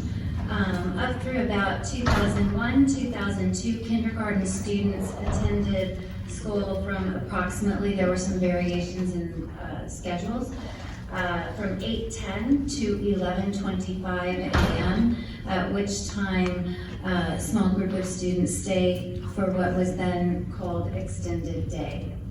That was modified following in the next year or so to a similar start time across all schools, approximately, I think it was 8 a.m. And then all students were staying for a lunch period, and then again a small group of students would stay for extended day. Extended day occurred 4 days of the week. We had a class size of 20 at that time, so there's approximately 5 students per day. In 2015, to what currently takes place in our schools, kindergarten students attend school on a minimum day schedule for the first 6 weeks of school and a full day schedule beginning the 7th week of school for the remainder of the school year. So our current kindergarten schedule for the current school year looks like this. August 16th through September 24th, our students attended a minimum day, Monday, Tuesday, Thursday, Friday, and Wednesdays 8 to 12:30, which matches the minimum day that all of our 1st through 6th grade students attend. Full day kindergarten began for all students on September 27th and ran through May 27th. And then the final week of school, it's not on this slide, but we flip the Friday and the Wednesday. So it's a full day on the Wednesday and then a minimum day on Friday. But otherwise, all of the school days are 8 to 2:30, Monday, Tuesday, Thursday, Friday for the remainder of the year. Currently, we have Senate Bill 70, which has passed in the Senate, and that would mandate, can make kindergarten mandated. Currently, it is not. Students can enroll in 1st grade without having completed a year of kindergarten, but that Senate bill, if passes, kindergarten will be compulsory and part of the student's educational experience.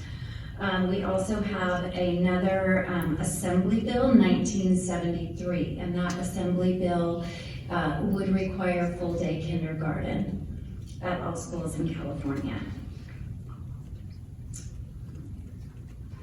So what do our neighboring districts do? What does their school day look like? This is a sample of those that are feeder schools along with us into the San Diego School District. Cardiff half-day schedule, hours approximately the same as ours. Their half-day schedule runs through the end of November, and then they begin with the full-day schedule with a minimum day each week, similar to ours. Encinitas has a full-day schedule all year, Monday through Thursday, with a minimum day on Friday. That is in place on the first day of school. Rancho Santa Fe, half-day schedule for the first 3 weeks. Their minimum day occurs at the beginning of the school day. That's why you see that 9:10 start time on a Monday. And then Tuesday through Friday, 8 a.m. to noon, the full day schedule, Tuesday through Friday, 8 a.m. to 2 p.m. And then Salon and Beach, similar to Encinitas, full day schedule all year, Monday, Tuesday, Thursday, and Friday, 8:15 to 2:43, and Wednesday is their minimum day. I'm happy to respond to any questions you might have.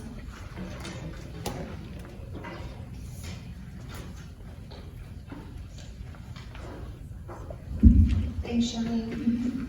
I do have a couple questions. The first, if you could give us what the rationale is for having those first 6 weeks not full day. That would be my first question, and I can go ahead and give you follow-up or. Okay, you might have to remind me if I forget it, but go ahead.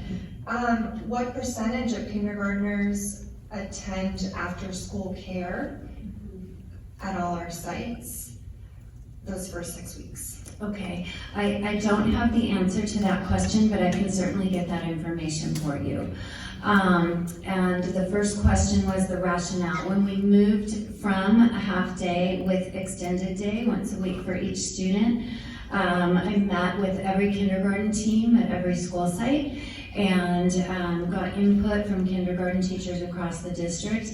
And that time was determined to be valuable for assessment. And so every child has an appointment by each kindergarten teacher, and they come in over those first 6 weeks so the teachers can assess and determine where their instructional needs lie and move forward from there. Is that actually occurring? To my knowledge, yes. Okay. Do you guys have any questions?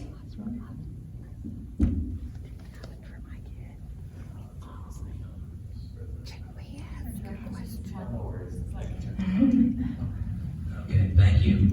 What do the other districts do for assessment that aren't that don't have, like for instance, Long Beach has full day schedule starting at the beginning? What do you know what they are doing?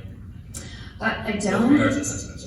Right. I don't have that information, but I would imagine, similar to our first grade teachers and each subsequent grade, that assessment occurs throughout the course of the school day. I'd be happy to gather more information if you like and bring that back. Yeah, if you could. I mean, I don't have a whole lot of questions more. Are there any costs associated if it were to go to full day? Are there any additional costs that would be associated with it? No, all of our teachers work the full instructional contracted day, whether they are with students or not. Okay. As in general, I would say that I think this would be a real benefit to families in our district if it was able to be full day. I know many parents that have to find childcare because a lot of times they go to preschool and it's already a full day and they're paying for that, and they come to kindergarten thinking that it's going to be similar, but then for the first 6 weeks they have to then go find additional childcare for that half of the day. So it would be my preference if we can somehow move this to a full day. I think that'd be really beneficial for parents of the district. I think that the goal is, okay. If the goal is kids being in school till 2:30, are there other ways to, like if you didn't change the format that you have now, and I don't know other folks want to or not, but to care for the other kids while the teacher's doing assessments during the first 6 weeks in school. So that they did have a full day, full instructional day at the beginning of the first day of school. So that they could play on the playground.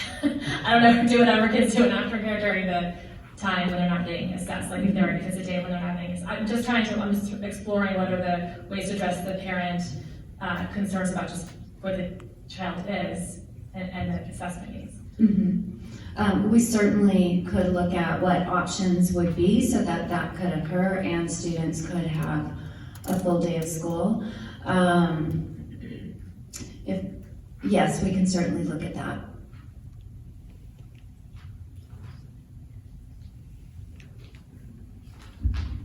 Is this something that we can vote on as a board? I mean, I'm not sure. We wouldn't vote. It's something that we would want to, if that's something that the board is interested in giving direction on, we would want to work together with our teachers on what the schedule would look like and what the schedule looks like in kindergarten. Right. Oh, okay, thank you.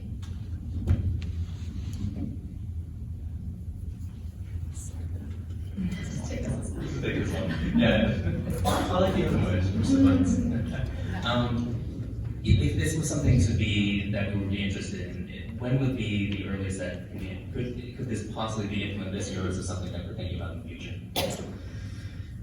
Based on where we are in the school year and planning for the new school year, and we have a history of collaborating and working with our teachers to arrive at what the most appropriate schedule is, I would say that it is a little late to begin that process now, but we certainly could begin that collaborative process at the beginning of the new school year to plan for, the outcomes of that for the 23-24 school year.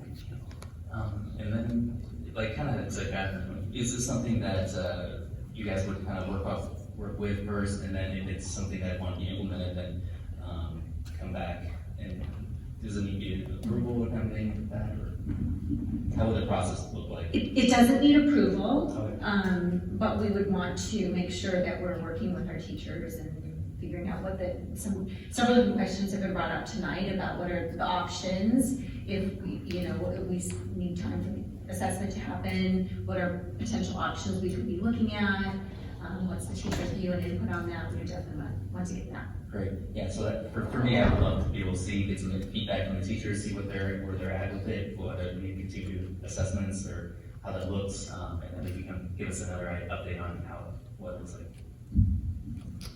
In addition, I'd like to get input from families, from our community and parents, what they would prefer. Okay. And again, to know how many of our families are having to pay for the childcare for the first 6 weeks. Yes, I will provide you with that information via Dr. McClurg. Thanks for exploring this and for, collaborating with the teachers at the right time when we have time for collaboration, not right here at the end of the year to recommend if the teachers and staff feel that there should be any changes, what those might be, what the options are, and then on the parent side to make sure that we are getting parent input. We have a little bit of a bad record of that with the survey. We did a survey at one point for who wants to have before school care, and then everybody said they want before school care, and then we developed that program, and then nobody came. Right. So we could figure out a way to find out some of the numbers of how many parents are otherwise paying for child care, like the extended day care at the school is a good solid piece of data. Any other things that will give us really good information, and maybe also in other districts. I don't know if there's anything as well, but whatever you can pull together would be helpful. I'll be happy to. Yeah. Thank you. Thank you. Okay, we are at item 8.1, board review local patrol accountability plan, LCAP. Vivian Firestone, coordinator of assessment data and innovative technology. Welcome, Vivian. Good evening, Board President Humphrey, Board of Trustees, Superintendent McClure, and members of the community. It's my pleasure to provide an overview of this year's proposed LCAP. I'm little shoulders and shoulders.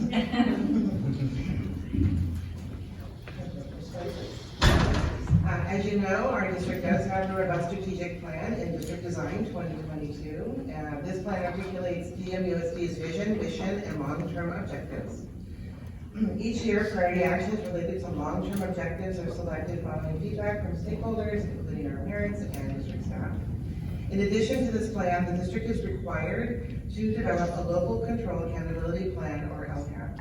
This plan includes goals and actions related to 8 state priorities, with a special focus on English learners, low-income students, foster youth, and those experiencing homelessness, to ensure that these students are assisted in meeting state academic achievement goals.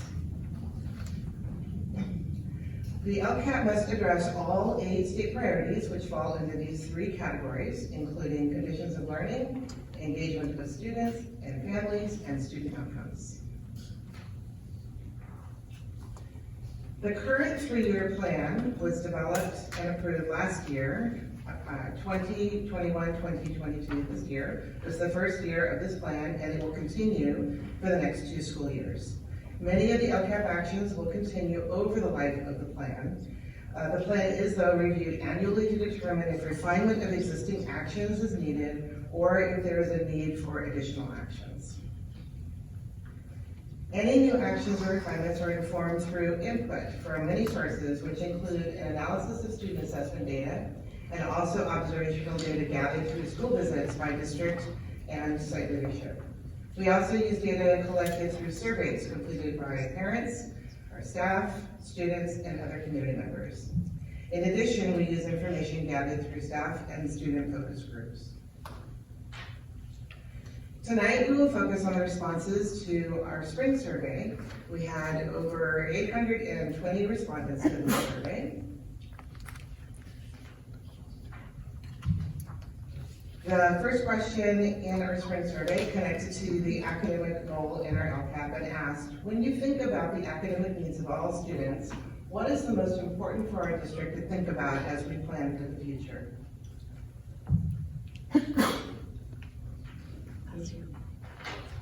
The question asked respondents to select which of the 4 areas listed should be a focus for our students. Over 75% of respondents selected that we should continue with high-quality professional learning. Over 70% identified the continued examination of STEAM Plus systems and structures. Close to 54% selected personalized learning experiences for students and parsing. And just under 50% selected a focus addressing student academic need. The survey then asked respondents to identify if there were anything else that would be important for our district to think about when considering the academic needs of our students. Our leadership team reviewed responses to this question to identify trends. One of the trends identified was ensuring our students have rigorous learning opportunities that are personalized and help them to develop critical thinking skills. A second was that we continue the examination of STEAM Plus systems, similar to what we saw before, and structures to refine that program delivery.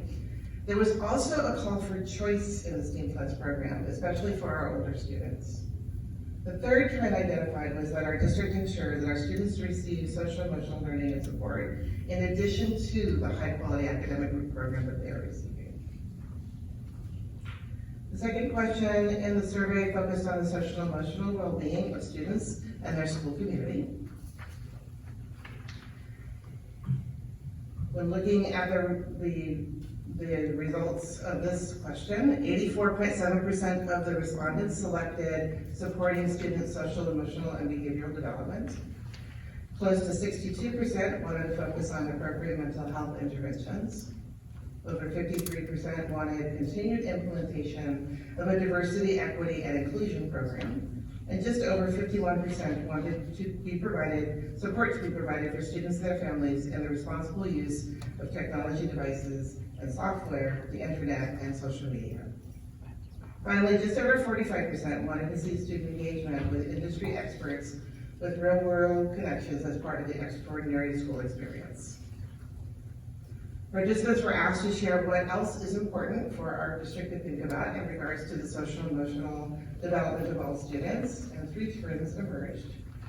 First, and related to the trend we saw in the first question, that there is a strong desire to support student social, emotional, and behavioral development.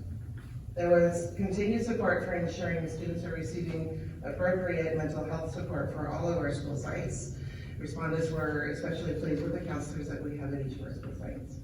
And finally, there was a desire that our district continue to address diversity, equity, and inclusion. Using this survey data along with the other elements shared previously, LCAP actions have been proposed for inclusion in this year's LCAP. Some of these actions have been carried over from prior years and others have been modified. For goal 1, we have the following actions: that we will maintain lower class sizes at K-3. In addition, the district has planned to staff grades 4 through 6 at 25 to 1. We will continue to ensure appropriately credentialed staff are assigned to all classrooms and that all students have access to standards and materials. Teachers and administrators will be provided ongoing professional learning in cognitively guided instruction, creating cultures of thinking, and the essential elements of instruction, and also amplify science. We will continue to refine the use of multi-tiered systems of support structures at all school sites to ensure the academic progress of all students. English learners who are at the beginning levels of acquiring English will be provided embedded learning and literacy as a supplemental intervention tool. Continuing with LCAP 1, Goal 1 actions, we will continue the refinement of STEAM Plus learning structures, promoting student choice and differentiated learning opportunities based on grade. We will continue to expand co-teaching teams and provide necessary professional learning and coaching. Professional learning will be provided to refine ELD instruction and the use of related materials. And finally, academic support personnel will continue to provide intervention for math and English language arts. Moving on to Goal 2, actions, which are focused on the social emotional well-being of our students. There will be continued implementation of a district-wide diversity, equity, and inclusion plan. Specifically, site teams will take the lead in building capacity at schools and begin to incorporate the community into the learning as well. School counselors will be maintained to support the mental health needs of our students. And we will be administering a newly identified developmentally appropriate wellness survey at grades K-2, which will help sites to establish specific goals supporting the social and emotional development of our youngest students. As mentioned before, we will continue to refine MTSS structures. For this goal, it focuses in on the social and emotional and behavioral needs of our students. We will continue to monitor the use of second set curriculum and provide support when needed. And finally, a parent education series will be planned and provided. The series will be based on an interest survey to support parents with identified needs via that survey.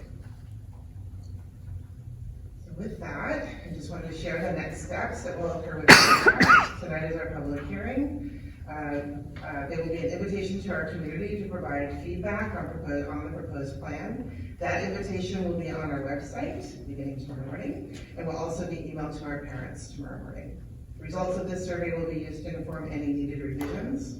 We will bring the LCAP back to the June board meeting to be considered for approval by the board. And following the board should be approved, we'll post the adopted LCAP on our website, and then also submit the plan to the San Diego County Office of Education. And with that, that concludes our board report. I'm happy to answer any questions you may have. Any questions from the board? Okay, thank you for that.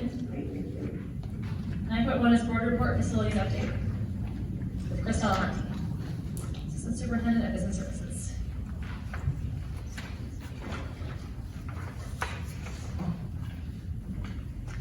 Thank you very much. President Halpern, just a moment while I switch presentations here.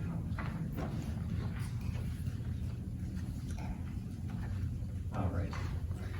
Thank you, President Halpern, members of the board, Superintendent Clerk. This evening's facilities update, I will cover our Del Mar Heights Academy modernization, the Pacific Sky School, new construction, and the Del Mar Heights School rebuild. So with our Del Mar Hills Academy modernization, I do again have a lot of new work to share. We are continuing to look at The ongoing analysis of the school has led us through a couple of twists and turns with the structure itself. However, we are continuing to move forward with our final schematic design and the cost estimates that we're able to then look at what prioritization may need to be made and finalizing what that plan is for the site to move forward from there. Pacific Sky School, we have our ongoing construction and we anticipate start and having students in that school on August 15th. And as you can see on this slide, we also have a website up. So we have a nice graphic. We have the Pacific Sky Pilots, the new mascot. That isn't the mascot itself, but that's being developed and should be done within the next few weeks. We wanted something up. If you go on that site, you'll notice that we have some of the renderings to kind of show the school, the class page, and we started to include some information and Principal Fever's up there. So a nice way to start communicating with that community. And then just to update the board, we do have a few images. I chose to look at our play structures this month. The play structures are going in on the top left. You see the kindergarten area. It would be a little bit hard just with the quality, but this is a slide that goes from the top area down to the bottom. It's going to be really fun for the kids, and it now has the fall zone as well, so the colors coming out. As we look over here, again, the image on this is a little bit tougher, but some of the climbing apparatus. This is one of those that has more of the rope and net kind of ability to climb around in, and then a bunch of our swings going in. And so these that are in the dirt are over on the west side of the campus. That will be the upper grade and primary grade play structures next to the new park that will be next door. And then with our Del Mar Heights school rebuild, as you know, construction started on March 7th and was stopped due to litigation. And so I want to share, we have a handful of opponents that have deployed an ongoing, cynical, and seemingly endless litigation effort to thwart this project, as we shared with the community this last week. Delay is hurting our students by keeping them off of their home campus and dividing their school. We have a school group that is not able to be together, and this is going into our third year. It's also hurting the rest of the community by taking away precious measured and bond funds that can be utilized for other important projects. The Del Mar Heights opponents will tell you that this is about the environment, but it is not. There are only 2 items in our current project that the court told us to study further. And in that original court hearing, of 3 of 13 were the only items. We removed the ADA ramp because we needed to be able to move forward the project. So two items were remaining. One was whether the Del Mar Manzanita was within the area that needed to be disturbed to repair the failing outfalls that we are trying to repair to improve the environment. That plant is not there, so it is not an issue with the environment.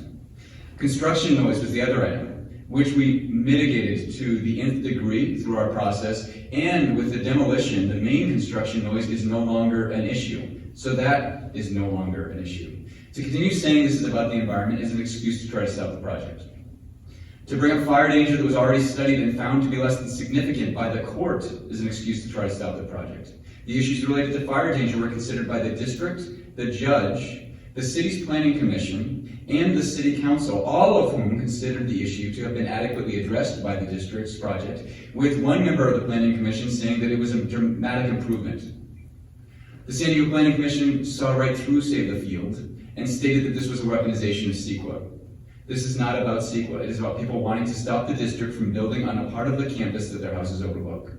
Children are at the center of every decision that our district makes, and our only goal is to build the right school for our students. That is not the goal of the opponents, and we're confident that the court will see that we have followed the law. I'd be happy to answer any questions you may have about our facilities. Any questions? Okay. Thank you, Chris. Stay up there for 10.1, board review, first reading, proposed 2022-2023 budget, and ending fund balances. And we'll also invite Mark Kahn, Director of Fiscal Services.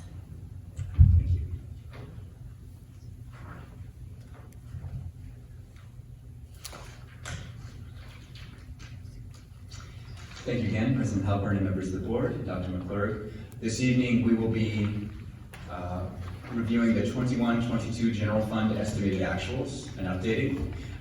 We'll do budget adjustments to the estimated actuals. We'll go over our 22-23 proposed general fund budget with revenue and expenditure assumptions, And then we'll look ahead. We'll give an overview of the May revised updates, which is proposed and not budgeted right now, but we have some information we can share, and then talk about the June adoption for all funds.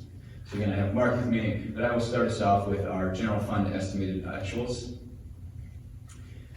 So when we look at our general fund estimated actuals revenue, we do have two small adjustments. So as we presented to the board in March at second interim, we have the revenues were at 70.2 million, approximately 70.3 million. With some small adjustments with our AB 1200, we have adjustments upwards of 287,000, and that brings us to our estimated actuals for this fiscal year of just over $70.5 million. Those adjustments came from a slight increase in our estimated property tax revenue, and there were some small adjustments to federal revenue that includes an increase for some one-time funds related to COVID-19. As we look at our estimated expenditures, again, with our second interim reports, we show that we had just about $67.8 million in expenditures. With our AB 1200 reporting, we are showing $2.3 million in increase in expenditures for a total of our 21-22 estimated actuals at $70.1 million. And when we look at those adjustments are related to our salaries and benefits, and it includes an adjustment for a proposed 5% salary increase, and that is retroactive to July 1, 2021. So that leads us to our estimated actuals for ending fund balance. And if we look at our 21-22 second interim that we presented a couple months ago, we were at a net increase of $2.5 million, with our beginning fund balance being at $17.8 million and our ending fund balance being at $20.2 million. When we look at that, that ended up being about 26.9% of our reserve fund. We have adjustments again of a reduction of about $2 million. And then we have an associated minimum reserve increase because the expenditures have gone up and therefore the minimum reserve goes up a little bit. So you'll see that to get the 15% minimum reserve, we're at an increase of $345,000 and the 3% an increase of $69,000. So then that ends us with our 21-22 estimated actuals of an increase in the ending fund balance of about $450,000, moving from $17.8 million to $18.2 million. I will note that, as we talked about in March, there are about $2 million in restricted funds that are part of the COVID-19. Those have carried over. Those were one-time funds, and so they're being spent over years. And so you'll see as we move into out years that will go down, and that impacts to some degree. But in the end, you'll see that our total unrestricted general fund reserve is still at 23% after the AB 1200. And so from there, I'm going to ask Mark to come up and speak to our proposed budget. Good evening to the governing board and superintendent, Dr. McClurg. As we look at our general fund for 22-23, we have at our proposed budget $69.5 million in revenue, the majority of which is the LCAP sources, which is contains our property taxes, our EPA, which is $200 per student, and our minimum state aid, which is what we received from the implementation of the LCFF. Included in that $69.5 million, we have a few notes here. The first note is that in other state revenues, we have to record $4.1 million for STIRS on behalf contribution. This is what the state contributes to the retirement system on behalf of our certificated staff, and it's offset in expenditures, so it's a net zero, but we have to record that revenue. And then the second note is from our foundation, we have currently budgeted $1.13 million, but thank you to the foundation that they just brought us a check, and it's higher at 1.3, so we'll be revising the budget, and we're grateful for that donation from the foundation. And all of our foundation funds go towards our STEAM Plus salary and benefits. Some of our other key revenue assumptions are that we're budgeting property tax at 3.5% above the 21-22 estimated actuals, and we are continuing to monitor our property tax as we receive updates from the county tax assessor. When we review our state aid, which is the hold harmless from the implementation of the LCFF, we receive about 1.2 million. This is where we previously received over 3 million in categoricals, but with the basic aid reduction during the last recession, this was a permanent reduction for us. The education protection account, we have budgeted 780,000, and this is based off of a 3-year average of our P2 ADA of 3,900. And then again, the foundation at 1.1 million currently. And then we also make a deferred maintenance transfer to Fund 14 at 0.5% of our property tax revenue. When we look at the expenditures, we are proposing just under 70 million in expenditures, and the current salary and benefits percentage is at 86.3%. And again, included in that pension cost is that 4.1 million, which is recognized expenditure from the revenue for the STRS on behalf. And when we look at our expenditures, we always align our expenditures with the district priorities, as Vivian had presented in LCAP. A lot of these align with our LCAP goals and actions.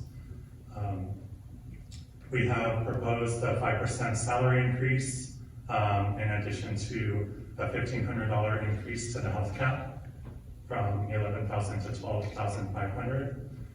For the Pacific Sky opening, we're having some increase in staff and reallocating from other school sites in preparation for that opening next year. We have budgeted additional teachers to meet lower class sizes in the upper grades 4 through 6. We'll be stopping at 25 to 1. As we heard in our community surveys, there's a big desire for social emotional learning and support, so we have that budgeted. We continue to put money, contribute money towards our OPEB trust, which is for our post-retirement benefits for retirees. And then when we look at our pensions, the STRS rate is increasing from just under 17% up to 19.1%. And STRS is the one that requires a change in the statute to increase. And then PERS, we're looking at 23% up to 25.4%. And that's the one that the legislature can, the board, the PERS board adopts every year annually. We're also looking at implementing universal meals for next year. We have a large Chromebook refresh every year. With Del Mar Heights construction, we continue to provide transportation for those students that are displaced. And then at the January board meeting and at the April board meeting, the board approved 3 new Apple leases. So these are our expenditures, the debt service on that. So when we look at our ending fund balances, we're looking at a net decrease to the fund balance of just under 475,000. So our ending fund balance is at 17.7 million. As Chris had mentioned earlier, when we look at the restricted, part of this reduction to the fund balance is restricted funds that we received money in the current year and we're spending over multiple years. So we can see that reduction. It was 4 million and 2 million. And then we have our 15% minimum reserve policy. We are assigning funds for our social science curriculum adoption upcoming. And our total unrestricted general fund reserve, we're maintaining at 23%. And whenever we, at the adoption of our budget, we have to substantiate what we need our reserves for. And so anything above the 3% we have to substantiate. So we have 16.7 million that we need to substantiate. About 3 million goes towards being a basic aid district. We need funds to stabilize our reserve. And we also don't know what's going to happen with the pensions. So setting aside for that are OPEB obligations and other future obligations.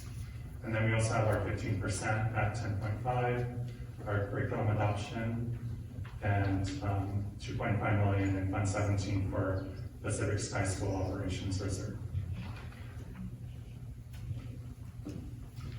With that, we'll take a look ahead, and looking ahead, we'll again talk about the rate revise update, which again is budgeted, is proposed and not budgeted, because we don't have final numbers in our June adoption.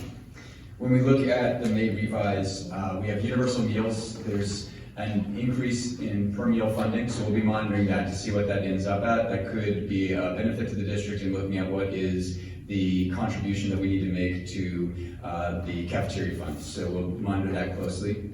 The Expanded Learning Opportunities Program, or ELOP, there's an increase in per unduplicated pupil funding, so they're moving that forward potentially a year, so that would provide a little bit more funding in some of the after-school program and providing programs for some of our students with higher need. There is a proposed one-time discretionary block grant, which could provide a pretty large amount of one-time dollars. This has a proposal in the governor's budget for $8 billion, and it's on a per ADA basis. The Assembly has a separate idea, and the Senate has a separate idea. So right now they're in the process of looking at how does that come together. It could very well be something that is one time and doesn't have very much stipulation, or it may have a little bit more stipulation. So we're keeping a close eye on that, and we'll be able to look at what we're able to apply that to once we have a little bit more information. With special education, they're looking at a base rate increase per ADA, approximately $100 per student. So when you look at just across the special education population, that will make some impact, but will still leave us underfunded as special education has been by the state and federal government for years. There is also deferred maintenance funding, which is looking at $100,000 for each LEA, and then some potential other money that would come on a per ADA basis or a per unduplicated basis. So it's going to depend on how that one finalizes. It's looking like it would be spent by 2026, so rather than our deferred maintenance, we're really saving for the long term to look post-bond how we're managing our maintenance. This would likely be something that we would end up rolling into some of our other facilities work that we're doing over the next couple of years. And there still is no universal transitional kindergarten funding for DMUSD. They have not included it in there. There's also no proposed pension relief. Jiwa, you mentioned it with the CSBA work. There's a lot of push from many organizations. Access, CSBA, CASBO are pushing for it because there's all this money that's one-time money, and a really good place to put it would be in that pension relief. So there still is some advocacy on that, and the money isn't settled, so we'll be monitoring, but right now there isn't any pension relief proposed.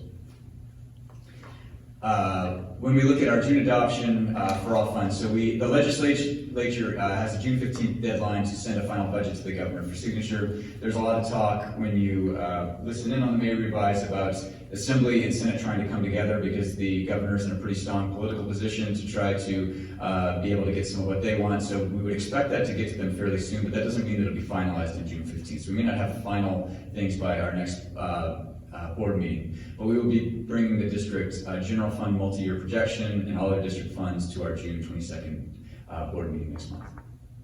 And with that, we'd be happy to answer any questions you might have.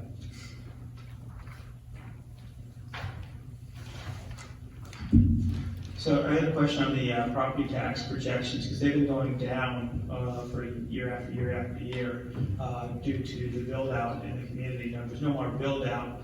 You're projecting them to go up this next year. Can you elaborate on that? So we've seen them go up with this last year from what they were originally projecting at, and we have indications that it may go up a little bit more. So we're monitoring, and we would expect to at least hit that 3.25% based on what we're. So you're pretty confident on that, because it did go up this year, but it's not up at 2.25. No, but we are seeing from the initial data coming in that we would expect it to potentially beat that 3.25. Okay.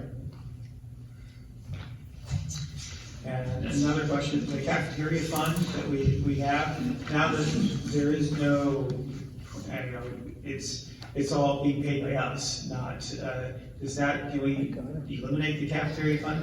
Well, it's not all being paid by us though, because we still are part of the National School Lunch Program, so there is separate funding for it. So it does have to be. It's going to actually be a different tracking process is what we'll be looking at. Okay, got it.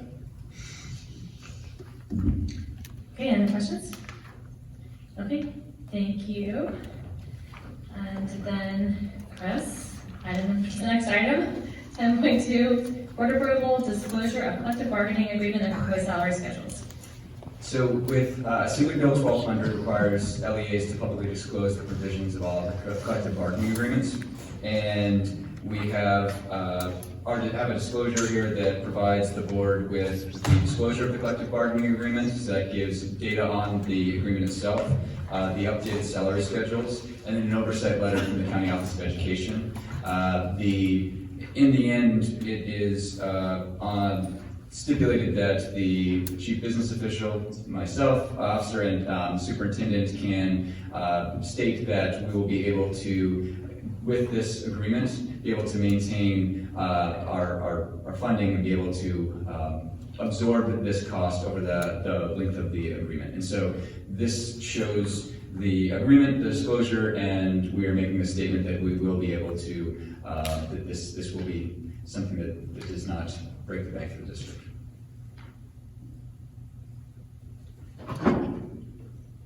So for this, we do need board approval. Okay, are there any comments on this or questions? And I'd be happy to answer any questions. I'm just glad the bargaining agreement passed by such high amounts. So congratulations on some good work by you guys to come together in a nice agreement. So I like it. So. Okay. Ryan did a great job leading it, and we appreciate the support and the collaborative efforts with our union for sure. And could you just share what is the cost of living adjustment this year that the California government is? California is a 6.56. However, that really only impacts a very minor number of funds and areas for our district. So we don't see that except in a couple of small areas. Mm-hmm. Right. So that's pretty fast growth of the cost of living. That's the point. Okay. Any other comments? Okay. Is there a motion to approve the disclosure of the collective bargaining agreement and proposed salary schedules? I'll move to approve. Okay. Is there a second? I'll second. Thank you, Catherine. Motion to approve the. Okay. It's all in favor? Aye. Aye. Any opposed? None. So the motion to approve the disclosure of the collective bargaining agreement and proposed salary schedules has passed. Thank you. Thanks, everybody.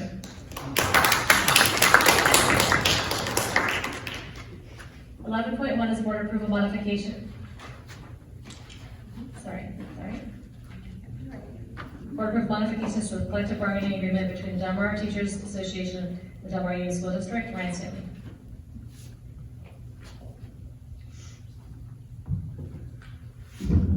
Chris and Mark get to talk about the financials of it, and I get to talk about the process and bring the actual agreement to the board for 11.1. So, as both Kevin said earlier, and I will reiterate, is we are very fortunate within our district to be able to have such positive collaborative relationships with our teachers union. So at the beginning of this year, it was a full contract that was open, and so we were charged with renegotiating the entire agreement. So our district is very fortunate that we participated in a process that is called interest-based bargaining. And so we began the year with 3 days of training for both teams to revisit the tenets, the principles of interest-based bargaining. And what is very fortunate, what we really like, is that I really feel that interest-based bargaining is such a great model for the way that we can work together collaboratively to solve problems. It's based on positive relationships. It's based on opportunities to share individual interests, share sides, listen, have collaborative conversations, and then identify that compromise, that agreed upon next step to come up with ways that are going to move forward to support our students, to support our staff, to be able to support our district. And so we went through the days of 3 days of training in interest-based bargaining. And with that training underfoot, we then were able to engage in an additional 8 days of bargaining, working on the entire contract. And so what I can definitely say is that we're very proud of the agreement that we were able to reach and the consensus we were able to come to together. And one of my favorite parts was at the end of our 8th bargaining day when the superintendent came in to talk with everybody on the team. Everyone to a person stopped and said, it was a really good process, and it was a lot of work, but it was a very good process, and really felt as if we came out stronger together. And so after we reached our tentative agreement between the bargaining unit and district, as you alluded to, Scott, the union then was able able to bring it out to their members to approve the tentative agreement, and it passed with 99.5% of members approving the agreement. And so I'm happy to bring forward to you today for approval our new agreement. Quick question on upper grade class sizes. So can you just discuss how that's been incorporated? Yeah, absolutely. We knew that it was important, and we received direction earlier from the board to maintain class size at 25. And so while we did not make a fundamental change to the contract language, we are still staffing for the coming school year for grades 4 through 6 at a ratio of 25:1. Thank you. Okay, any questions? Okay, is there a motion to approve the modifications to the collective bargaining agreement between the Del Mar Teachers Association and the Del Mar Union School District? I'll move to approve. I just don't know how to use mine, so. I'll move to approve. Is there a second? I'll second. Okay, those in favor? Aye. Opposed? None. The motion to approve the modifications to the collective bargaining agreement between the Del Mar Teachers Association and the Del Mar Union School District is passed.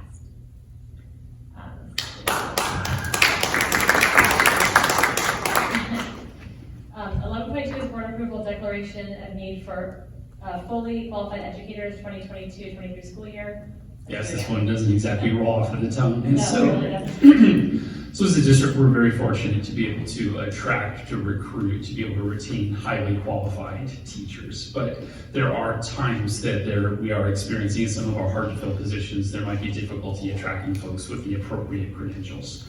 What this declaration does is it allows us, it's a form that all districts submit annually to the California Credential or the California Commission on Teacher Credentialing, to be able to, if there's an event that we need to file for an emergency assignment, an emergency limited assignment permit, it allows the district the flexibility to offer those emergency permits if need be. For example, it would be if we have a teacher who comes to our district and maybe needs an emergency cross-cultural language and development permit. This allows us the flexibility to issue that permit with the CTC. So again, this is a form that districts submit annually. No question. Okay. Yeah, Is there a that's motion to wasn't the most approve? exciting one to end on, so. It's pretty standard, yes, every year. I have one. How do you determine the estimated number needed? It's not, it really is somewhat our best guess at this point in time, Catherine, when we take a look at how many we've had to offer in previous years, and then also putting a little bit of wiggle room in. If we exceed the number that we request at the end of the year by 10%, we have to come back and bring an additional notification to the board. So it really is a bit of our best guess. Okay, is there a motion to approve the declaration of need of fully qualified teachers? I'll move to approve the declaration. Is there a second? Thank you. All those in favor? Aye. Opposed? None. The motion to declare, the declaration of need of fully qualified teachers has passed. Closing items, 12.1, board review preliminary items for the June 2022 regular board meeting. Are there any? And then 12.2 is adjournment of the meeting. Is there a motion to adjourn the meeting? So. Is there a second? Okay, all those in favor? Aye. Those opposed? None. So the meeting is adjourned at 9:05 p.m. Have a good evening.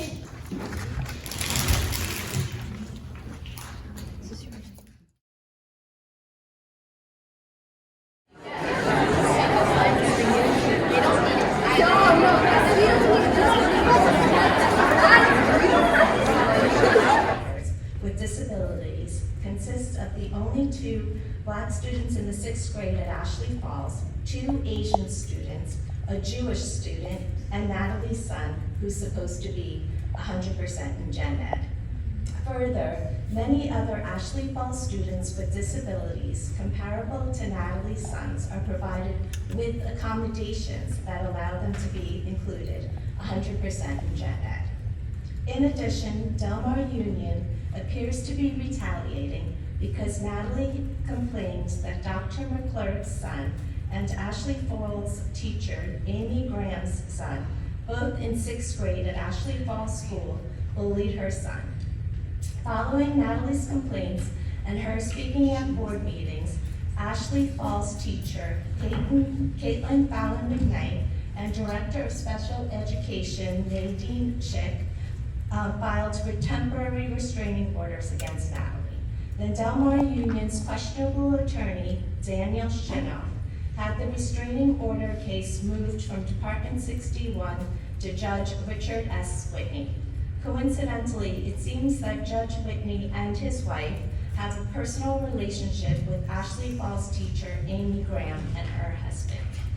Therefore, I hope you, the members of the board, are aware of the large amount of taxpayer money being spent on what seems to be retaliation, personal vendettas, to have a security guard that appears to be armed monitor Natalie, a single mother and thereby an easy victim who has never in her life even seen a gun, dropping her son off over 200 yards away from the school, and to silence Natalie because she complained.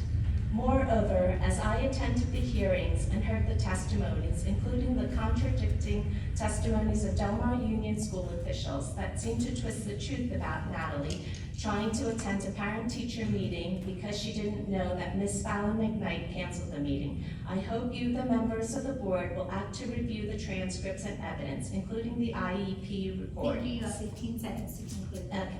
And Judge Whitney would and withdraw the unwarranted restraining orders and allow Natalie, her son's only parent, to attend her son's 6th grade play and graduation. Thank you. This last week. The delay is hurting our students by keeping them off of their home campus and dividing their school. We have a school group that is not able to be together, and this is going into our 3rd year. It's also hurting the rest of the community by taking away precious Measure M bond funds that can be utilized for other important projects. The Del Mar Heights opponents will tell you that this is about the environment, but it is not. There are only 2 items in our current project that the court told us to study further. And in that original court hearing, 3 of 13 were the only items. We removed the ADA ramp because we needed to be able to move forward the project. So two items were remaining. One was whether the Del Mar Manzanita was within the area that needed to be disturbed to repair the failing outfalls that we are trying to repair to improve the environment. That plant is not there, so it is not an issue with the environment. Construction noise was the other item, which we mitigated to the nth degree through our process, and with the demolition, the main construction noise is no longer an issue. So that is no longer an issue. To continue saying this is about the environment is an excuse to try to stop the project. To bring up fire danger that was already studied and found to be less than significant by the court is an excuse to try to stop the project. The issues related to fire danger were considered by the district, the judge, the city's planning commission, and the city council, all of whom considered the issue to have been adequately addressed by the district's project, with one member of the planning commission saying that it was a dramatic improvement.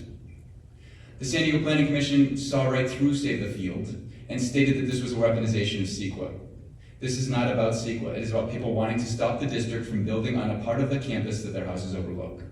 Children are at the center of every decision that our district makes, and our only goal is to build the right school for our students. That is not the goal of the opponents, and we're confident that the court will see that we have followed the law. I'd be happy to answer any questions you may have about our facilities. Any questions? Okay. Thank you, Chris. Stay up there for 10.1, board review first reading proposed 2022-2023 budget and ending fund balances. And we'll also invite up Mark Pond, Director of Fiscal Services. Thank you.